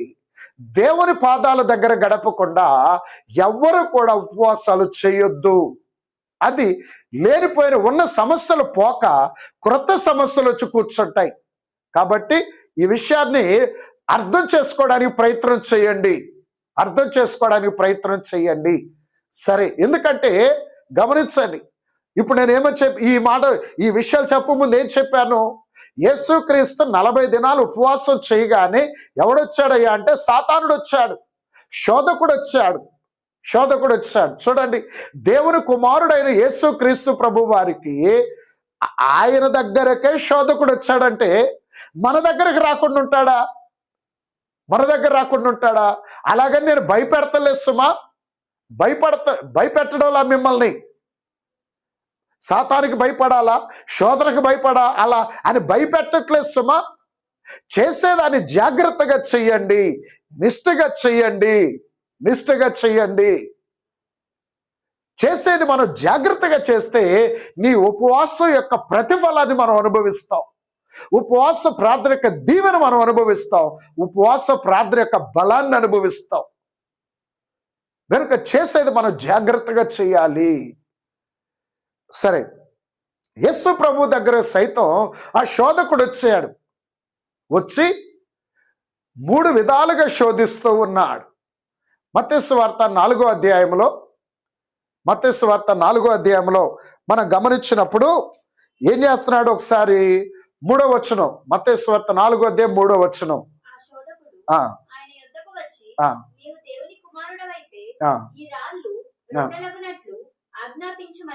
చూడండి, ఇక్కడ ఏమంటున్నాడు? నువ్వు దేవుని కుమారుడు అయితే అనిగా రెచ్చగొడుతున్నాడు.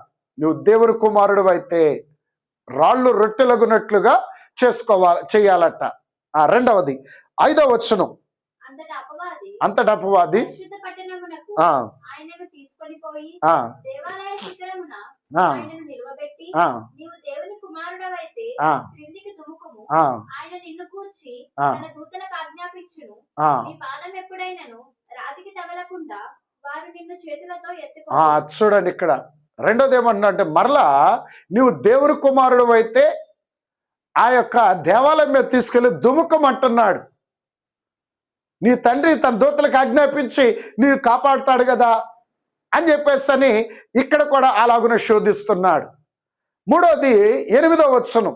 మరలా అపవాది ఆ, మిగుల ఎత్తైన ఒక కొండ మీదికి ఆయనను తోడుకొని పోయి ఆ, ఈ లోకరాజ్యములన్నిటిని ఆ, వాటి మహిమను ఆ, ఆయనకు చూపి ఆ, నీవు సాగిలపడి నాకు నమస్కారము చేసిన యెడల ఆ. వీటినన్నిటిని నీకు ఇచ్చేదనని ఆయనతో చెప్పగా.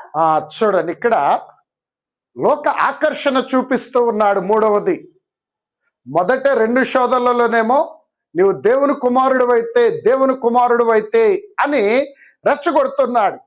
మూడో దగ్గరకు వచ్చేసరికి లోక ఆకర్షణ చూపిస్తున్నాడు, లోక మహిమను చూపిస్తున్నాడు. ఆ పిచ్చోడికి అర్థం కావట్లా. ఈ లోకానికి ఆ మహిమనిచ్చిన వాడు ఆయనే.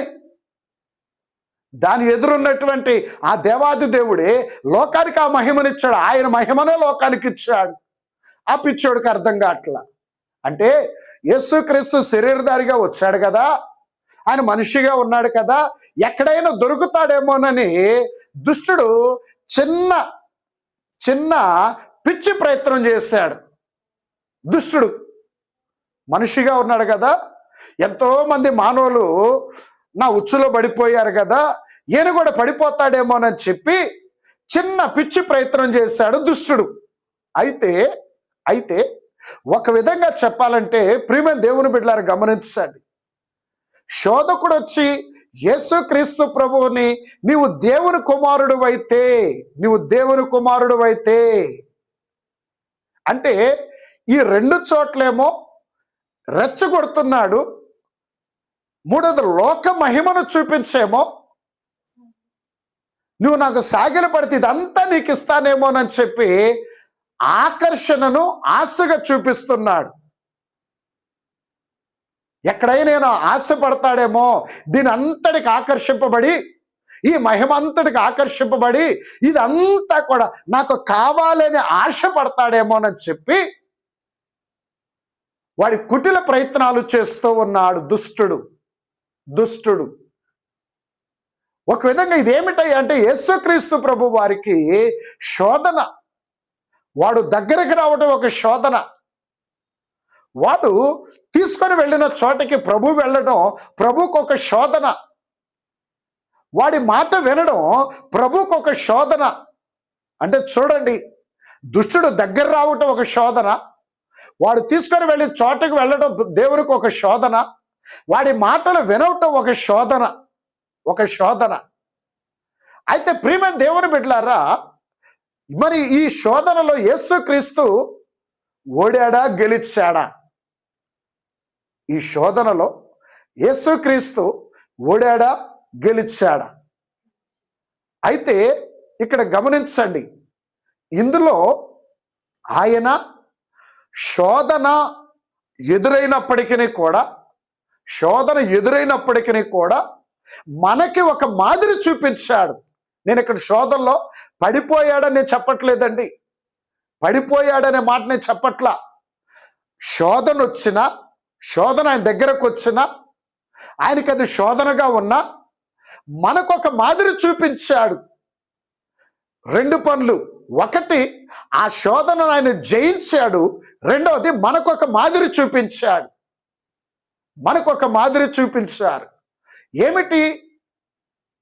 ఏమిటి మనకు మాదిరి ఏంటంటే, యేసుక్రీస్తు ప్రభు అనబడే దేవమానవుడి యొద్దకే శోధకుడు వచ్చి శోధించడం మొదలుపెట్టాడు. అయితే యేసుక్రీస్తు వాడు తీసుకొని వెళ్ళిన స్థలానికి వెళ్ళినప్పుడు ఆ స్థలానికి వెళ్ళి వాడిని ఓడించాడు, ఆ స్థలానికి వెళ్ళి వాడిని ఎదిరించాడు, ఆ స్థలానికి వెళ్ళి వాడికి వాక్యం జ్ఞాపకం చేశాడు. ఆ స్థలానికి వెళ్ళి వాక్యం జ్ఞాపకం చేసి వాడిని ఓడించి వాడి దూతల దగ్గరే వాడు బలహీనుడని నిరూపించొచ్చాడు. వాడు బలహీనుడని నిరూపించొచ్చాడు. అంటే వాక్యం చూపించడం అంటే అక్కడ ఏమంటున్నాడు ఆయన? మనుష్యుడు రొట్టె వలన మాత్రం కాదు కానీ దేవుని నోట నుంచి ప్రతి మాట వలన జీవించునని వ్రాయబడి ఉన్నది. వ్రాయబడి ఉన్నది అనగా పాత నిబంధనలో ద్వితీయోపదేశ కాండంలో ఉన్నటువంటి విషయాలను తీసి దేవుడు సాతాన్ని ఎదిరించాడు అనగచ్చు. ఇక్కడ మనకు మాదిరి ఏంటంటే దేవుని వాక్యమును ఆధారం చేసుకొని మనం దుష్టుని ఎదిరించాలి. దేవుని వాక్కులను ఆధారం చేసుకొని దుష్టుని ఎదిరించాలి. దేవుని శక్తిని ఆధారం చేసుకొని దుష్టుని ఎదిరించాలి. యేసు ప్రభువుకి వచ్చిన, నేను ఇందా ప్రారంభంలో కూడా చెప్పాను, యేసు ప్రభు వారికి వచ్చినట్టు మనకే శోధన వస్తుంది. మనకే శోధన వస్తుంది. అయితే దానిని మనం ఏం చేయాలంటే యేసు క్రీస్తు ప్రభు వల్లే ఎదిరించాలి. ఎదిరించాలి. అబ్రహాము గారు అయితే శోధనని చేరనివ్వాల. శోధన వచ్చింది కానీ దానిని శోధనగా కాకుండా ఆయన జయించాడండి. ఆయన స్వీకరించలా, ఆయన తన అంతరంగంలోనికి రానివ్వలా. అలాగే యేసుక్రీస్తు ప్రభు కూడా రానివ్వలేదు. ఆయన ఎందుకు రాణిస్తాడు? వాడి కుయుక్తులని ఆయనకి తెలియనివా? ఇందాక మనం సమర్పణ ప్రార్థనలోనో సైతాన్ ఎదిరింపులోనో మనం చదువుకున్న ప్రారంభంలో పేతురు వచ్చి ప్రభువును పట్టుకొని ఆయన చేయి పట్టుకొని, అయ్యా ఇది నీకు ఎన్నడూ జరగకూడదు అన్నప్పుడు, సాతాను నా వెనుకకు పో, నీవు నాకు అభ్యంతర కారణంగా ఉన్నావు అని సైతాన్ ఎదిరింపుల్లో మనం చెప్పుకున్నాం కదా. అలాగే గత దినాల్లో కూడా ఈ సంవత్సరం సిలువ ధ్యానాల్లోనే బహుశా 5వ రోజు 6వ రోజు కూడా నేను కూడా సంగతిని జ్ఞాపకం చేశాను. ప్రియమైన దేవుని బిడ్డలారా, సాతాను దేవుని దగ్గరకు వచ్చి ఏదో ఒక విధంగా ప్రయత్నాలు చేస్తూ ఉంటాడండి. అది ప్రభువునకు శోధన అయినప్పటికీ కూడా ఆ శోధనలో ఆయన పడిపోలేదు. అయితే వాడు బలహీనుడు అని తన దూతలకు వాడి యందు విశ్వాసం ఉంచి వాడితో పాటు క్రీస్తు సింహాసనం యొద్ద నుంచి లూసిఫర్ అనబడే సాతానుతో పాటు పడిపోయినటువంటి ఆ దూతలన్నిటికీ వీడు బలహీనుడు, ఈ లూసిఫర్ అనే దుష్టుడు బలహీనుడని వాడి దూతలు గ్రహించినట్లు వాడి దగ్గరికి వెళ్ళి, అనగా వాడు తీసుకెళ్లి స్థలానికి వెళ్ళి వాడు బలహీనుడని వాడి యొక్క బలహీనతను బట్టబయలు చేసి వచ్చారు ప్రభు. అలాగే మనకు మాదిరి ఏంటంటే, ఓ విశ్వాసి, నా దగ్గరకు వచ్చిన శోధకుడు నీ దగ్గరకు కూడా వస్తాడు. నన్ను శోధించడానికి ప్రయత్నించిన దుష్టుడు నిన్ను ప్రయత్నిస్తాడు. గనుక వాక్యాన్ని జ్ఞాపకం చేసుకొని మనమును వాడిని జయించాలి. అందుకే సైతాన్ని ఎదిరించు సూత్రములు అనేవి ప్రభు దైవజనులైన దేవదాస్ గారి ద్వారా అందించారు. నిజంగా ఇది ప్రపంచంలో సైతాన్ని ఎదిరించే సూత్రములు అనే పుస్తకం ప్రపంచంలో ఎవరి దగ్గర దొరకదు. సైతాన్ని ఎదిరించే విధానం, ఎలాగ ఎదిరించాలి, ఆ ఎదిరింపులకు సిద్ధపడటానికి ఎలా ప్రార్థించుకోవాలి, శిరఛేదనం ఎలా చేయాలి, ఇవన్నీ కూడా దైవజనులైన దేవదాస్ గారి ద్వారా సైతాన్ని ఎదిరించు పుస్తకము ద్వారా ప్రభు సంఘానికి అందించారు. వాటిని ఎత్తి మనం వాడుకున్నప్పుడు తప్పకుండా దుష్టుని ఎదిరించగలం. ఆ సైతాను బైబిల్ గ్రంథంలో ఉన్న వాటిని బట్టే ఈ సైతాన్ని ఎదిరించు సూత్రములండి. అది బైబిల్కి వ్యతిరేకమైన పుస్తకం కాదు. బైబిల్లో ఉన్న వాటన్నిటినీ తీసి దైవజనులు ఒక పుస్తకంగా సైతాన్ని ఎదిరించే అన్ని సూత్రాలను ఒక పుస్తకంగా ప్రత్యేకించారు. అంతే తప్ప ఏదో బైబిల్కి విరుద్ధమైందో ప్రత్యేకమైందో కాదు. అయితే ఆ పుస్తకంలో ఒక్కొక్క సూత్రం ఒక్కొక్క ఖడ్గము వంటిది. మీకు ఏదైనా సమస్య వచ్చిందా, ఆ పుస్తకం చదువుకోండి. ఆ పుస్తకంలోని విషయాలను బట్టి సాతాన్ని ఎదిరించండి. ఏదైనా గందరగోళం వచ్చిందా, ఆ పుస్తకంలోని సూత్రాలను బట్టి సాతాన్ని ఎదిరించండి. మీకు మనోనిదానం కుదరట్లేదా, సైతాన్ ఎదిరింపుల పుస్తకం చదివి సాతాన్ని ఎదిరించండి. అలాగే ప్రార్థన రావడం లేదా, సైతాన్ ఎదిరింపుల పుస్తకం చదివి దాన్ని సాతాన్ని ఎదిరించండి. మీ ఇంట్లో ఉన్న సమస్యలు, గొడవలు, గందరగోళాలు పోవటం సైతాన్ ఎదిరింపుల పుస్తకం చదివి సాతాన్ని ఎదిరించండి. భార్యాభర్తల మధ్య సమాధానం కుదరట్లేదా? సైతాన్ ఎదిరింపుల పుస్తకం చదివి సాతాన్ని ఎదిరించండి. మీ బిడ్డలు మీ మాట వినడం లేదా? సైతాన్ ఎదిరింపుల పుస్తకం చదివి సాతాన్ని ఎదిరించండి. ఏ శోధనకైనా, ఏ సమస్యకైనా సరే సైతాన్ ఎదిరింపులు అవి చదివి వాడిని ఎదిరించండి. అవి ఎదిరించండి అంటే చదివి అని ఎందుకు అంటున్నారంటే, ఆ పుస్తకంలోని విషయాలన్నీ మీ మైండ్లోకి వచ్చేంత వరకు కూడా, మీ మైండ్లో గుర్తుంటే అంత వరకు కూడా పుస్తకం చదివి ఎదిరించండి. అవన్నీ మీ మైండ్లోకి వచ్చిన తర్వాత మీరే డైరెక్ట్గా ఎదిరించండి. అప్పుడు వాడు మీ యొద్ద నుంచి పారిపోతాడండి. అపవాదుని ఎదిరించడి, వాడు మీ యొద్ద నుంచి పారిపోవును అని వాక్యంలో చదువుకుంటున్నాం కదా. మనం ఏం చేస్తామంటే ఎదిరించకుండా భయపడిపోతాం, లోబడిపోతాం. అక్కడే వచ్చింది చిక్కు. వాడు శోధిస్తాడు, అది వాడి యొక్క నైజం. అందుకే వాడు శోధకుడు. శోధిస్తాడు, అది వాడి నైజం. నువ్వు ఎంత ప్రార్థనా స్థితిలో ఉన్నా, ఎంత సేవ చేసినా, ఎంత ఆ భక్తిగా ఉన్నా, ఎంత విశ్వాసంలో ఉన్నా, ఎంత పరిశుద్ధతలో ఉన్నా, ఎంత సేవ చేసినా, ఎంత పరిచర్య చేసినా, ఎన్ని అర్పణలు చెల్లించినా వాడిని శోధిస్తూనే ఉంటాడు. అది వాడి నైజం. దేవుని యొక్క నైజం, దేవుని బిడలమైన మన నైజం ఏంటంటే వాడిని తరిమి కొట్టడమే, వాడిని ఎదిరించడమే. కావున ప్రియమైనటువంటి దేవుని సంగమా, అందుకే ఇక్కడ యేసుక్రీస్తు మనకు మాదిరి చూపించారు. ఏంటా మాదిరి అంటే వాక్యం ఎత్తి. అలాగే రెండో మారు శోధించినప్పుడు కూడా అక్కడ కూడా మరొక చోట ఇలా వ్రాయబడి ఉన్నదని చెప్తున్నారు. ప్రభు వ్రాతలో ఉన్న వాక్యమును చూపిస్తున్నారు. వాక్యం అంత బలమైనది. అందుకే నేను ఇంతకుముందు కూడా చాలాసార్లు చెప్పాను, వాక్యాన్ని మనం మర్చిపోతున్నామా, వాక్యాన్ని విడిచిపెట్టేస్తున్నామా, వాక్యాన్ని చదవట్లేదా, వాక్యం నీ మైండ్లో లేదా, నువ్వు సాతాను మాయలో పడిపోయినట్టే. అందుకే అనుదినము వాక్యం చదవాలి, వాక్యం వినాలి, వాక్యానుసారంగా నడవాలి, వాక్యం చెప్పాలి. వాక్యపరమైన ఏదో ఒక క్రియ అనుదినము, అనుక్షణం మన జీవితంలో జరుగుతూనే ఉండాలి. అట్లీస్ట్ మనం పని చేసుకుంటున్నా నీ అంతరంగంలో వాక్య ధ్యానమైనా జరుగుతుండాలి.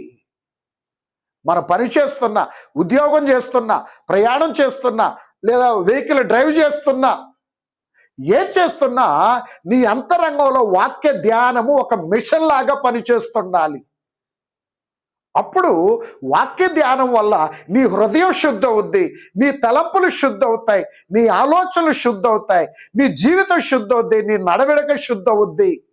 ఈ వాక్య ద్వారం ద్వారా మనకి మేలు కలిగితే, వాక్య ధ్యానం జరుగుతుండడం వల్ల సాతాను జొరబడటానికి అవకాశం ఉండదు. ఎందుకంటే వాక్యమై ఉన్న వెలుగు మనలో పనిచేస్తుంది కాబట్టి. అందుకే ప్రియమైన దేవుని బిడ్డలారా, క్రీస్తు ప్రభువే ఆ శోధకుడైన సాతానుని జయించేటప్పుడు వాక్యం ఎత్తి శోధిస్తున్నారు. ఇది మనకు మాదిరి. ఆయన మనకు చూపించే మాదిరి. ఒకటి, దాని దూతల దగ్గర, సాతాను దూతల దగ్గర వాడు బలహీనుడని నిరూపించాడు. అలాగే రెండవది మనకు మాదిరి చూపించారు. అలాగే దాని కుయుక్తులకి ఎక్కడ ఆయన దొరకలా అనగా ఇక్కడ ఏంటంటే వాడు శోధకుడుగా శోధిద్దాము, పాపంలో పడేద్దామని వచ్చాడు. యేసుక్రీస్తుని శోధనలో పడేద్దామని వచ్చి యేసుక్రీస్తు ప్రభు వల్ల ఇప్పుడు వాడే శోధనలో పడ్డాడు, వాడే చిక్కుల్లో పడ్డాడు. చూడండి ప్రియమైన దేవుని బిడ్డలారా, అందుకే ఇప్పుడు మనం గమనించవలసింది ఏంటంటే, అబ్రహాము గారికేమో ప్రభుని యొక్క పరీక్ష ద్వారా అబ్రహాము గారికి శోధన వచ్చినా ఆయన దాన్ని శోధనలాగా ఫీల్ అవ్వలేదు.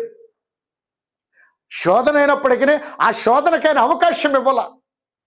ఎలా అవకాశం ఇవ్వలేదో నేను ఇందా చెప్పాను. అయితే యేసుక్రీస్తు దగ్గరికి శోధన వచ్చినప్పటికీ కూడా శోధన వచ్చింది. అయితే ప్రభు ఏం చేశారంటే శోధకుడికి ఆ శోధన వాడికే తిప్పికొట్టారు. వాక్యము ద్వారా వాడి శోధన వాడికే తిప్పికొట్టారు ఆయన. అంటే అక్కడికి అది తీసుకెళ్తే దాని దగ్గరికి దాంతో పాటు శాతాంతో పాటు ప్రభు ఎందుకు వెళ్ళాలి అనే ఆలోచన చాలా మందికి వస్తుందండి. చాలా మందికి ఈ ప్రశ్న చాలా మందిలోకి వచ్చింది, వస్తుంది కూడా. అయితే ఎందుకు వెళ్ళాల్సి వచ్చిందంటే వాడు పెట్టే శోధన వాడికే తిప్పి కొట్టడానికి వెళ్ళాడు. అలాగే సంఘానికి మాదిరి చూపించడానికి వెళ్ళాడు. అంతేగాని ఆయన శోధనలో పడిపోలా. కాబట్టి ప్రియమైన దేవుని బిడ్డలారా, యేసుక్రీస్తు ప్రభు వారి యొక్క జీవితంలో ఈ శోధన అనేది ఆయన ఇలాగున జయించుట అనేది మనం చూస్తూ ఉన్నాం. ఇది యేసుక్రీస్తు అనుభవించిన శోధన. ఈ శోధనలో ఇంకొంచెం ఏంటి అంటే, పాత బంధంలో అబ్రహాము గారిని చూసాం. యేసు ప్రభు సేవా జీవితంలో యేసు ప్రభు ఆయన దగ్గరకు వచ్చిన శోధన చూసాం. అలాగే సిలువలో కూడా ఆయన శోధన అనుభవించారు.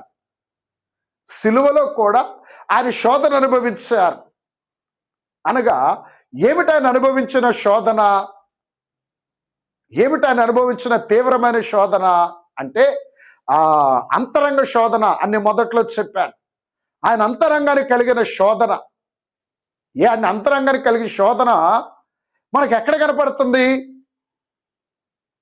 ఆయన అంతరంగానికి కలిగిన శోధన ఎక్కడ కనపడుతుంది మనకి అని ఆలోచన చేస్తే గెత్సెమనే తోటలో ఒకసారి వాక్యంలో చదువుకుందాం. చూడండి, మత్తయి సువార్త 26వ అధ్యాయంలో ప్రభు శిష్యులైన వారికి ఏమని చెప్తున్నారో చూడండి. మత్తయి సువార్త 26వ అధ్యాయం 38వ వచనంలో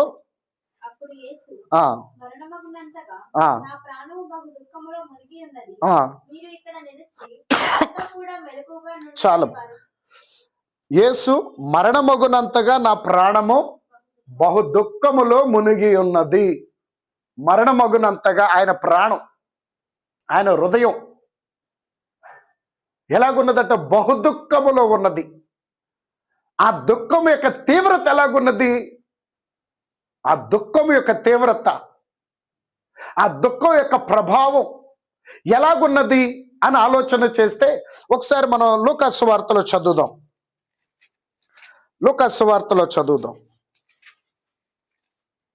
ఆ దుఃఖం యొక్క తీవ్రత ఎలాగున్నదో ఒకసారి చదువుదాం. లూకాసు వార్త 22వ అధ్యాయము ఒకసారి చదవండి.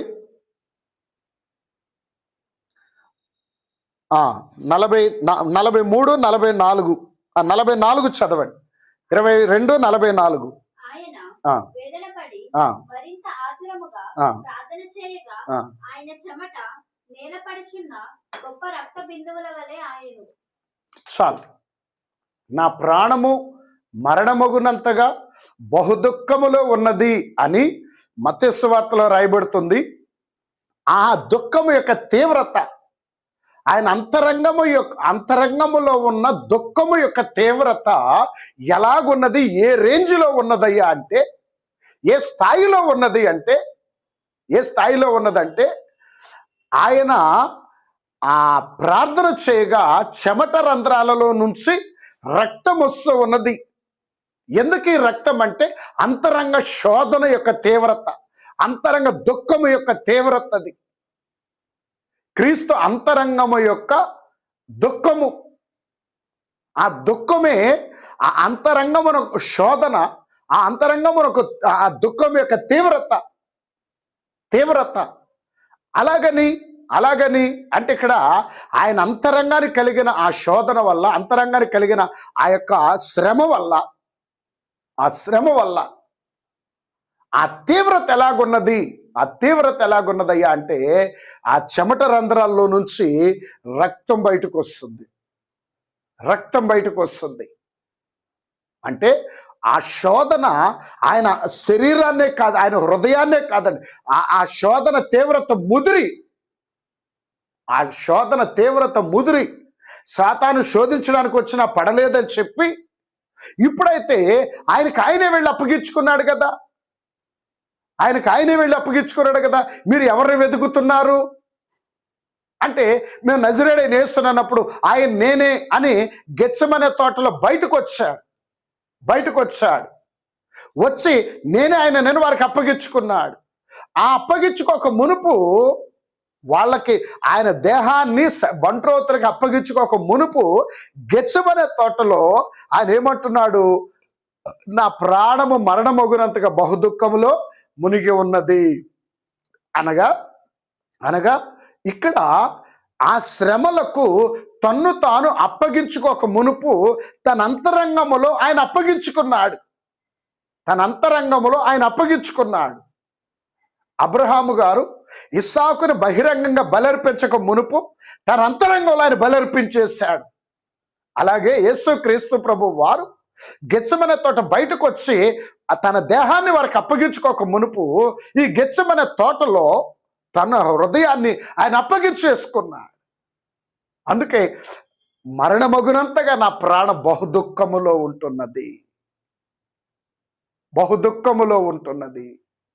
ఒక రకమైన శోధన, ఆ శోధన ముదిరి శ్రమలాగా మారి ఆయన హృదయాన్ని నీరుగా మార్చేసింది. చెమట రంధ్రాల్లో నుంచి రక్తముస్సు ఉన్నదండి. అనగా శోధన యొక్క తీవ్రత.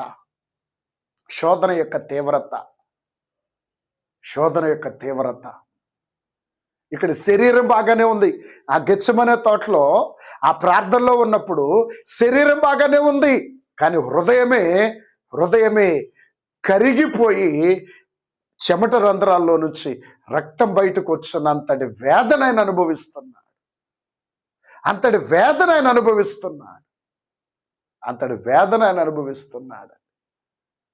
ఇక్కడ ఎవరిది అప్పటికి అందరూ ఆయనతోనే ఉన్నారు. ఒక్క యోధా గారు బయటికి వెళ్ళారు తప్ప అందరూ 3 లోపల ఉన్నారు, 8 మంది ఇంకో గేటు దగ్గర ఉన్నారు.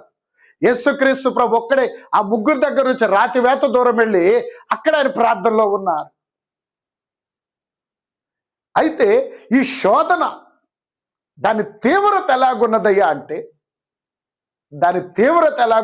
అంటే అయితే అక్కడ కూడా ప్రభు ఆ శోధనకు లోబడలేదండి.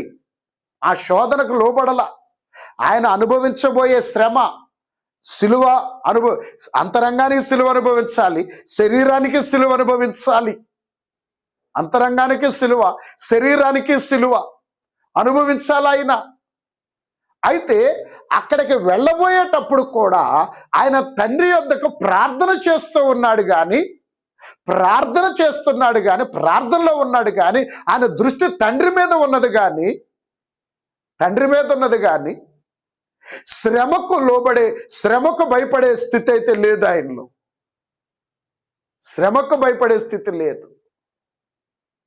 ఆయన దృష్టి తండ్రి మీద ఉన్నది. అందుకే ప్రార్థన చేస్తున్నాడు. ఏమని ప్రార్థన? తీసేయమని కూడా గట్టిగా అడగట్లేదు. సాధ్యమైతే ఈ గిన్నె నా యొద్ద నుంచి తొలగించండి, అయినను నీ చిత్త ప్రకారమే, నీ చిత్తమే సిద్ధించును గాక అంటున్నాడు. ఆ గిన్నె తొలగించమనే దగ్గర సాధ్యమైతే తొలగించమంటున్నాడు. అంటే వీలైతే తొలగించండి అంటున్నాడే తప్ప బలవంతంగా అడగట్లేదు ఆయన. ఎలాగైనా తీసేయండి అని అడగట్లా, ఎలాగైనా తొలగించండి అని అడగట్లా, నా ఇష్టాన్ని నెరవేర్చు అని అడగట్లా. మనమేం అడుగుతాం?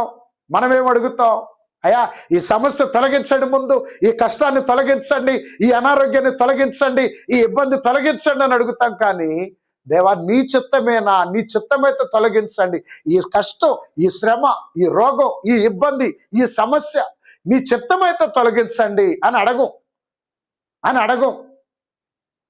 అనగా అలా అడగట్లేదంటే ప్రార్థించే వాళ్ళ ప్రార్థనలలో మెచ్యూరిటీ లేదని అర్థం. ప్రభు చిత్తానికి అప్పగించకుండా నా ఇష్టాన్ని నెరవేర్చు అని అడుగుతున్నామంటే వాళ్ళ ప్రార్థనలో మెచ్యూరిటీ లేదని అర్థం. రెండవది ప్రభు చిత్తానికి లోబడకుండా నా ఇష్టాన్ని నెరవేర్చు అని అడుగుతూ ఉంటాం. నా ఇష్టాన్ని నెరవేర్చు అని అడుగుతుంటాం. ఈ 2 రకాల ప్రార్థన చేసే వారికి మెచ్యూరిటీ లేదు. అందుకే యేసు ప్రభు ఏమని నేర్పిస్తున్నాడయ్యా అంటే, అయ్యా సాధ్యమైతే తొలగించు, లేదా నీ చిత్తమైతే నేను భరిస్తా. కమాండ్ చేయట్లా, రిక్వెస్ట్ చేస్తున్నాడు. తండ్రిని ఒక మానవుడు వల్ల రిక్వెస్ట్ చేస్తున్నాడు. అందుకే చాలా మంది ఈ విధానాన్ని నేర్చుకోవాలి. నా ఆశ, నా అవసరతను తీసుకెళ్ళి ఇదిగో నువ్వు చేస్తావా చస్తావా, దీవిస్తావా చస్తావా, విడిపిస్తావా చస్తావా అన్నట్లుగా చాలా మంది ప్రార్థనలు ఉంటూ ఉన్నాయి.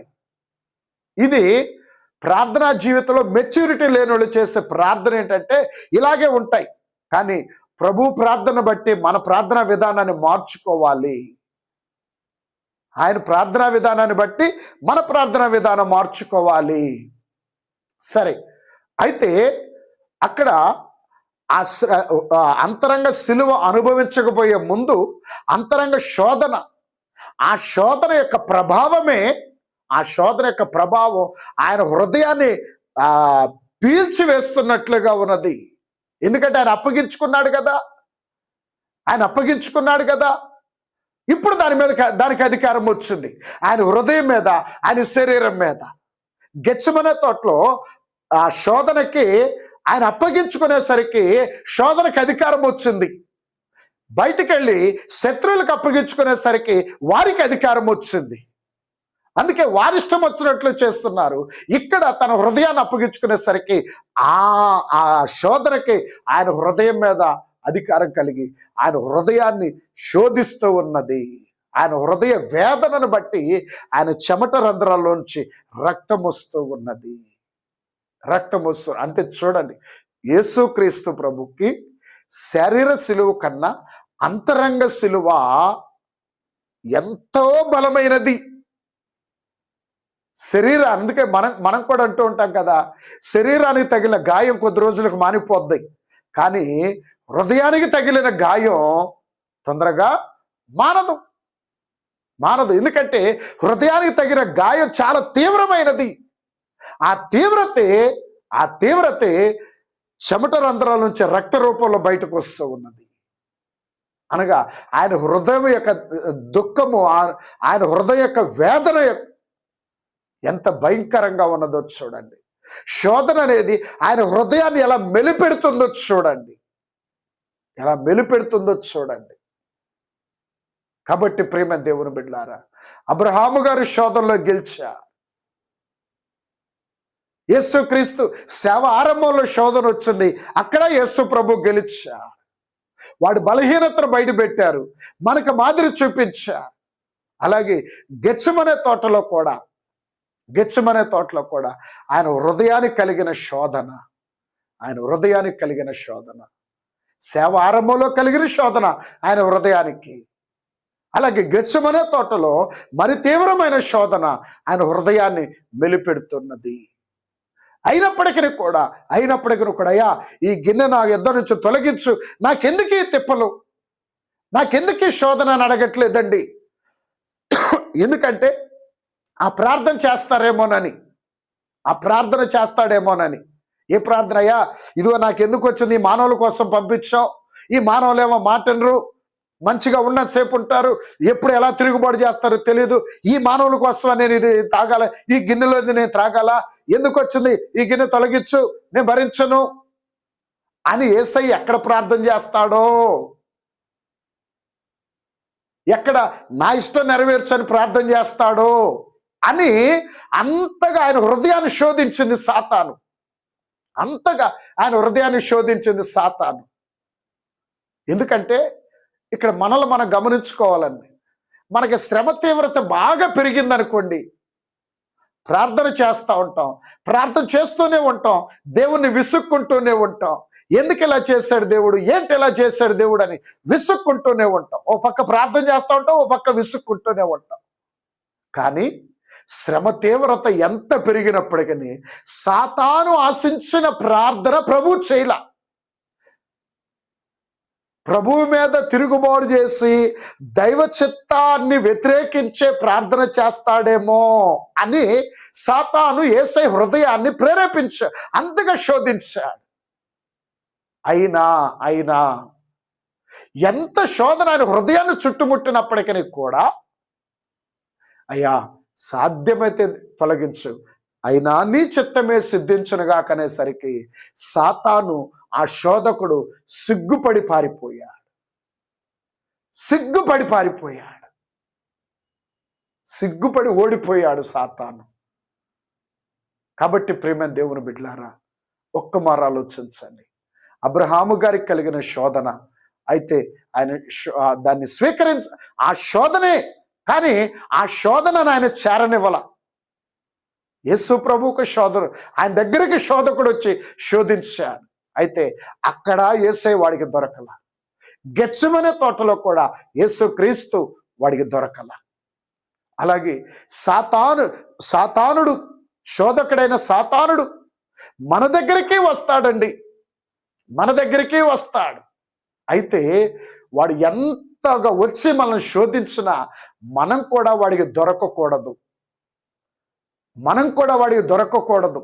మన తలంపులలో కూడా వాడికి దొరకకూడదు, మన మాటల్లో కూడా వాడికి దొరకకూడదు, మన ప్రవర్తనలో వాడికి దొరకకూడదు, మన అలవాట్లలో వాడికి దొరకకూడదు, మన ఆలోచనలో వాడికి దొరకకూడదు.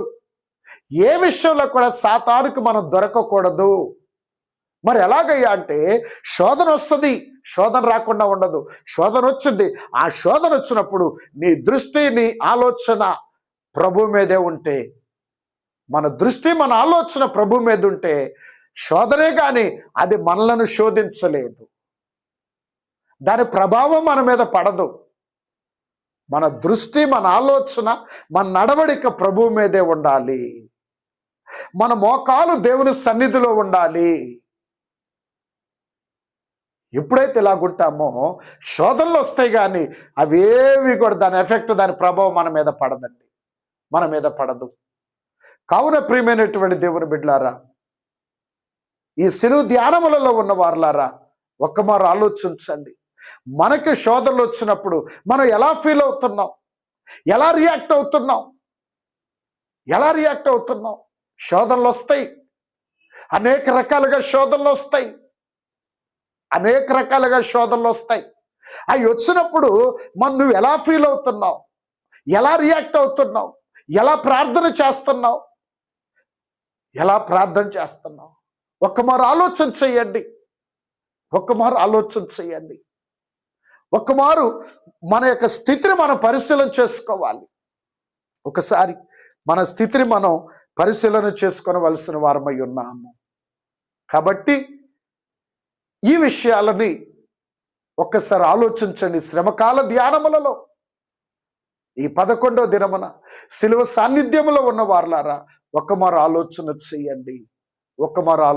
చేయండి. రెండవది అంతరంగ సిలువ.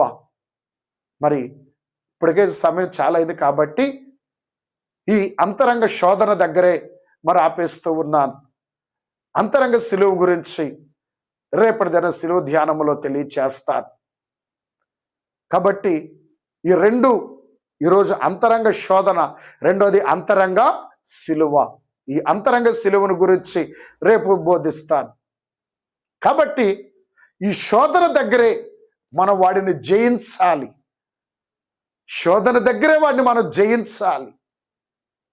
అందుకే ఒక మాట అనుకుంటాం కదా, మొక్కై వంగనిది మ్రానై వంగదు. మొక్కగా ఉన్నప్పుడే, వాడు మనం శోధించడానికి వచ్చినప్పుడే వాడిని ఎదిరించామనుకోండి, వాడు మొక్కగా మారడం. అందుకే మన శోధనలోనే వాడిని తరిమి కొట్టాలి.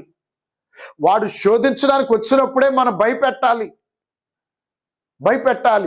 అందుకే పెద్దలు మాట అంటుంటారు, చిన్న పామైనా పెద్ద కర్రతో కొట్టాలని. అలాగే సాతాను శోధించడానికి వచ్చినప్పుడే మనం వాడిని ఎదిరిస్తే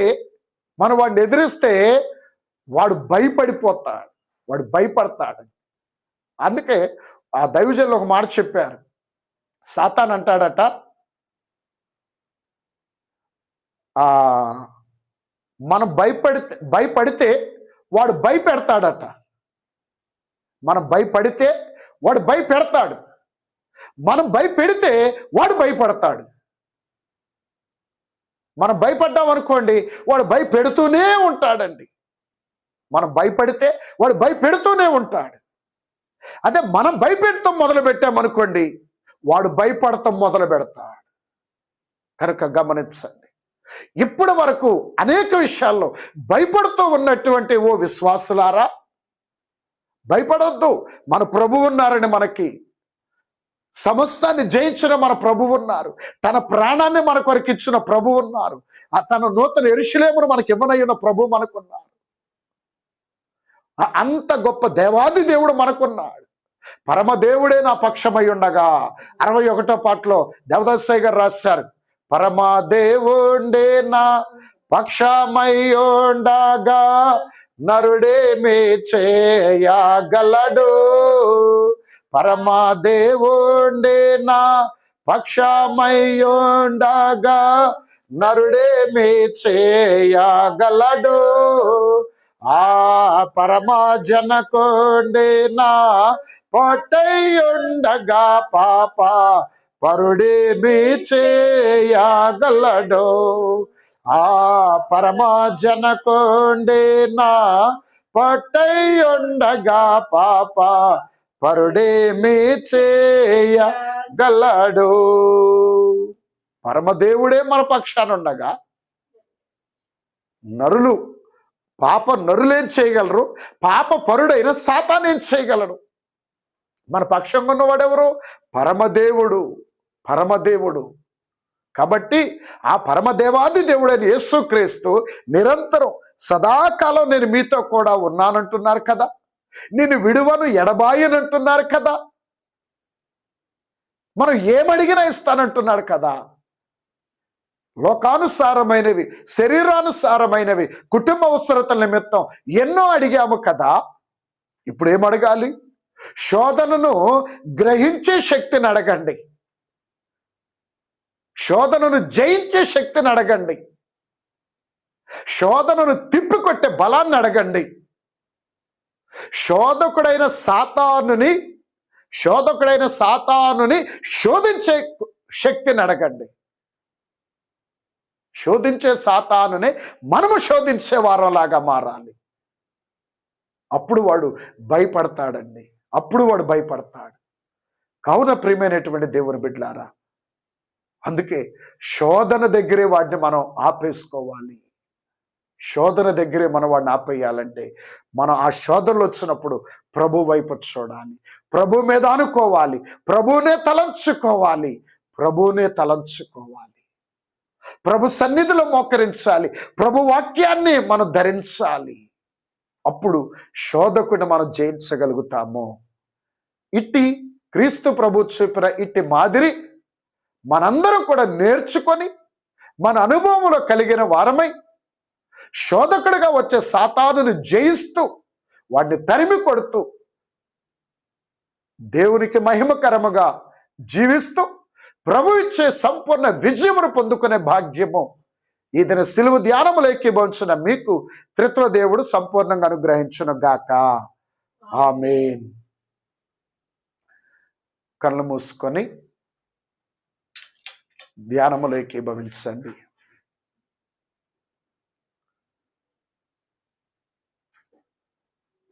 మూడు సిలువలు మోసేతివా నాకై, మూడు సిలువలు మోసేతివా, సిలువలు మోసి మోటి వలన గలుగు కీడు సహించితివా, ఆ కీడును నీ కాళ్ళ క్రింద వేసి త్రోకి ఓడించి లేచితివా.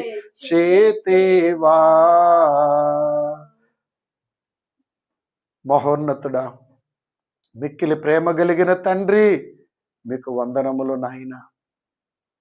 కృప కలిగిన దేవా, మీకు స్తోత్రములు ప్రభువా, నమస్కారములు నాయన. ఇదిగో ఈ దినమున నా తండ్రి,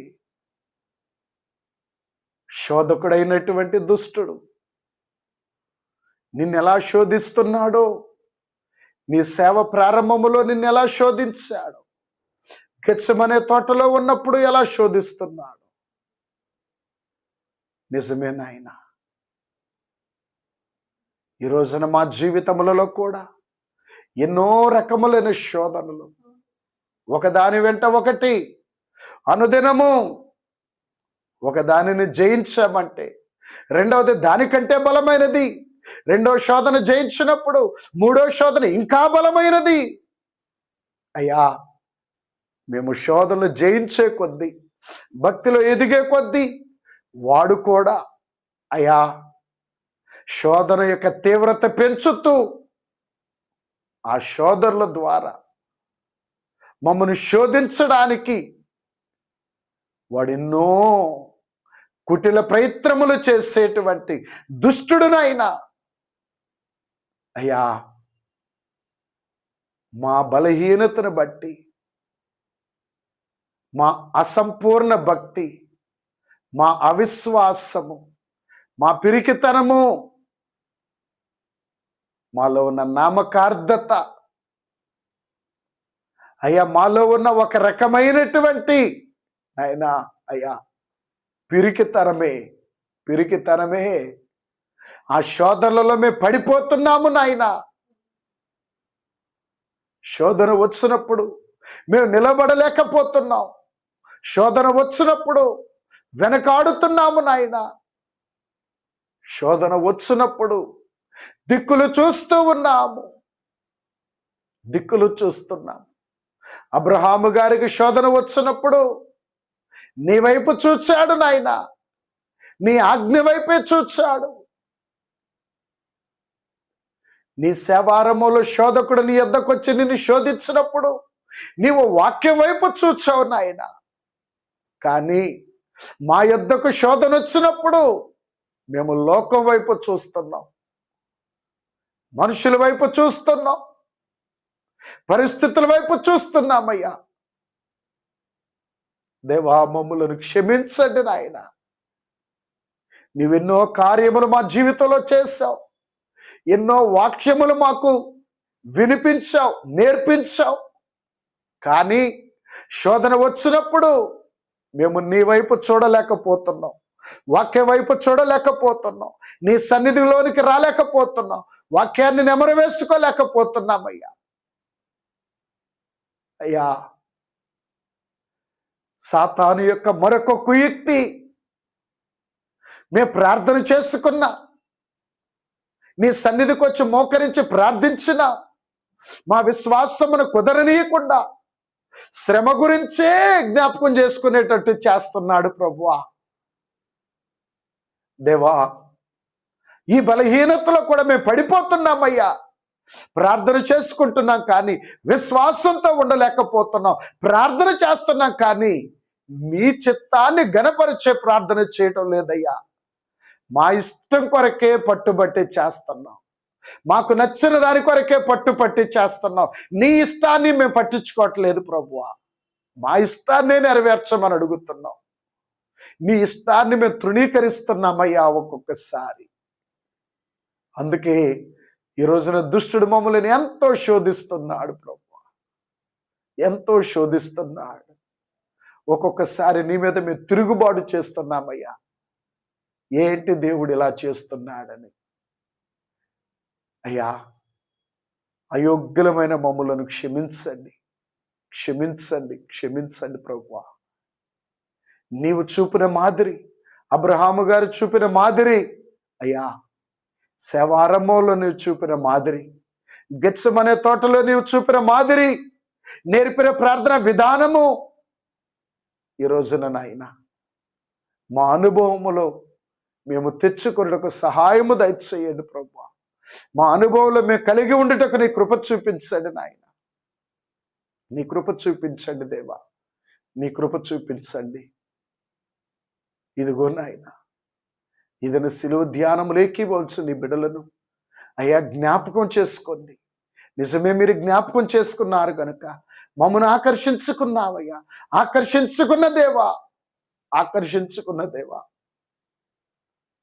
మా బలహీనతలు తొలగిపోవునట్లు మమ్మల్ని క్షమించి నీ రక్తముతో శుద్ధి చేయమని అడుగుచున్నా. నీ రక్తముతో శుద్ధి చేయండి అయ్యా, నీ రక్తముతో శుద్ధి చేయండి నాయనా. శోధనకి తావిచ్చి ప్రతి దుస్థితిని మాలో నుంచి తొలగించమని అడుగుచున్నా. దేవా, నీ కృప చూపించండి అయ్యా. ప్రతి బిడ్డను మీరు జ్ఞాపకం చేసుకోనండి అయ్యా. ప్రతి ఒక్కరికి అంతరంగ స్థితిని జ్ఞాపకం చేసుకోనండి. ప్రతి ఒక్క విశ్వాస యొక్క భక్తి స్థితిని, విశ్వాస స్థితిని మీరు జ్ఞాపకము చేసుకోనండి నాయనా. ఎక్కడైతే ఆత్మీయ జీవితంలో పిరికితనం ఉన్నదో, ఆత్మీయ జీవితంలో అనుమానాలు ఉన్నాయో, ఆత్మీయ జీవితంలో వెనకాడే స్థితి, దిక్కులు చూచే స్థితి మాలో నుంచి తొలగించి నాయన అయ్యా, నీ వంటి స్థితిని మాకు అనుగ్రహించండి ప్రభువా. నీ వంటి స్థితిని మాకు అనుగ్రహించండి. నీ వంటి హృదయ స్థితిని, నీ వంటి విధేయతను, నీ వంటి ధైర్యమును మాకు అనుగ్రహించమని బ్రతిమలు ఆడుకొనుచున్నాము. ఏకీభవించిన నీ బిడలను ఆశీర్వదించి బలపరచమని అడుగుచున్నా అయ్యా. నీ వలె జయించే శక్తి, జ్ఞానము, మెళకువ ప్రతి బిడకు పరిపూర్ణంగా దయచేయమని బ్రతిమలు ఆడుకొనొచ్చు మీకు వందనములు చెల్లిస్తూ ఉన్నా నా తండ్రి. ప్రతి ఒక్కరి మనోప్రార్థనలకు నెరవేర్పు దయచేయండి అయ్యా. ప్రయత్నాలలో విజయము దయచేయండి. ప్రయాణములలో కాపుదల దయచేయండి. నీ బిడ్డలకు వారు ఉపయోగించే వాహనాలకు కాపుదల దయచేయండి అయ్యా. పనులలో శక్తిని దయచేయండి అయ్యా. ప్రతి ఒక్కరి యొక్క అవసరతల అక్కర్లు తీర్చండి. ఈ మార్చి నెలంతా నీ దీవెనలతో ప్రతి ఒక్కరిని నింపమని ప్రార్థిస్తూ ఉన్నా. మరి ముఖ్యముగా సిలువ ధ్యాన పరులుగా ఉన్న నీ బిడలకు కావలసిన నీ శక్తిని నూరంతలుగా దయచేయమని ప్రార్థిస్తూ ఉన్నా అయ్యా. నీకే నమస్కారములు చెల్లిస్తూ ఉన్నా. ప్రతి కుటుంబంలో నీ దీవెన, శాంతి, సమాధానము, సమృద్ధి, మరి ముఖ్యంగా నీ సన్నిధి భాగ్యము ప్రతి ఒక్కరికి అనుగ్రహించమని ప్రార్థిస్తూ ఉన్నా అయ్యా. పరీక్షలు రాస్తున్న బిడ్డలకు నీ సహాయము దయచేసి జయము అనుగ్రహించండి. వివాహ ప్రయత్నములు చేస్తున్న బిడ్డలకు నూరంతల సఫలత దయచేయండి. ఉద్యోగ ప్రయత్నాలు చేస్తున్న బిడ్డలకు పరిపూర్ణ జయమన ఆశీర్వాదము దయచేయండి నాయన. ఎవరు చిక్కుల్లో ఉన్నారో వాటి నుండి విడిపించండి. కుటుంబపరమైన చిక్కులు, ఉద్యోగపరమైన చిక్కులు, ఆరోగ్యపరమైన సమస్యలు, ఆర్థికపరమైన ఇబ్బందులు అయ్యా, అన్నిటి నుంచి సంపూర్ణ విడుదల దయచేసి మహిమ పొందుమో మీరు అక్కడికి ఆయుత్తపరచుకొనమని ప్రార్థన చేస్తూ వందనములు చెల్లిస్తూ ఈ మధ్యాహ్నమును విన్నపములను శిలువనాథుడును మా రక్షకుడైన యేసుక్రీస్తు ప్రభుని ద్వారా సమర్పించి వేడుకొనుచున్నాము తండ్రి. ఆమేన్. పరలోకమందున్న మా తండ్రి, నీ నామం పరిశుద్ధపరచబడునుగాక. నీ రాజ్యం మాకు వచ్చునుగాక. నీ చిత్తం పరలోకమందు నెరవేరుచున్నట్లు భూమి మీద నెరవేరునుగాక. మా అనుదిన ఆహారం విరుడు మాకు దయచేయి. మళ్ళీ అపరాధం చేసిన వారిని క్షమించిన ప్రకారం మా అపరాధం క్షమించు. మమ్మల్ని శోధనలో తేక కీడు నుండి తప్పించు. రాజ్యము, శక్తి, మహిమ నిరంతరం మీరై ఉన్నారు తండ్రి. ఆమేన్. ప్రవేశ రక్తమునకు జయం, అపవాదికులకు లయం. ప్రవేశ రక్తమునకు జయం, అపవాదికులకు లయం. ప్రవేశ రక్తమునకు సంపూర్ణ విజయం, అపవాదికులకు అనంత నాశనం. హల్లెలూయా, హల్లెలూయా, హల్లెలూయా. స్తోత్రం, స్తోత్రం, స్తోత్రం. ఆమేన్, ఆమేన్, ఆమేన్. తండ్రి, కుమార, పరిశుద్ధాత్మ త్రిత్వదేవుని యొక్క ఆశీర్వాదం, శోధనలను జయించేటువంటి శక్తి, సామర్థ్యము సిలువ ధ్యానములు ఏకీభవించిన మీకు సిలువనాథుడైన త్రిత్వదేవుడైన యేసుక్రీస్తు సంపూర్ణంగా మీకు అనుగ్రహించి ఆయన మహిమ రాకడకు ఆయత్తపరచుకొనును గాక. ఆమేన్. మరణాత.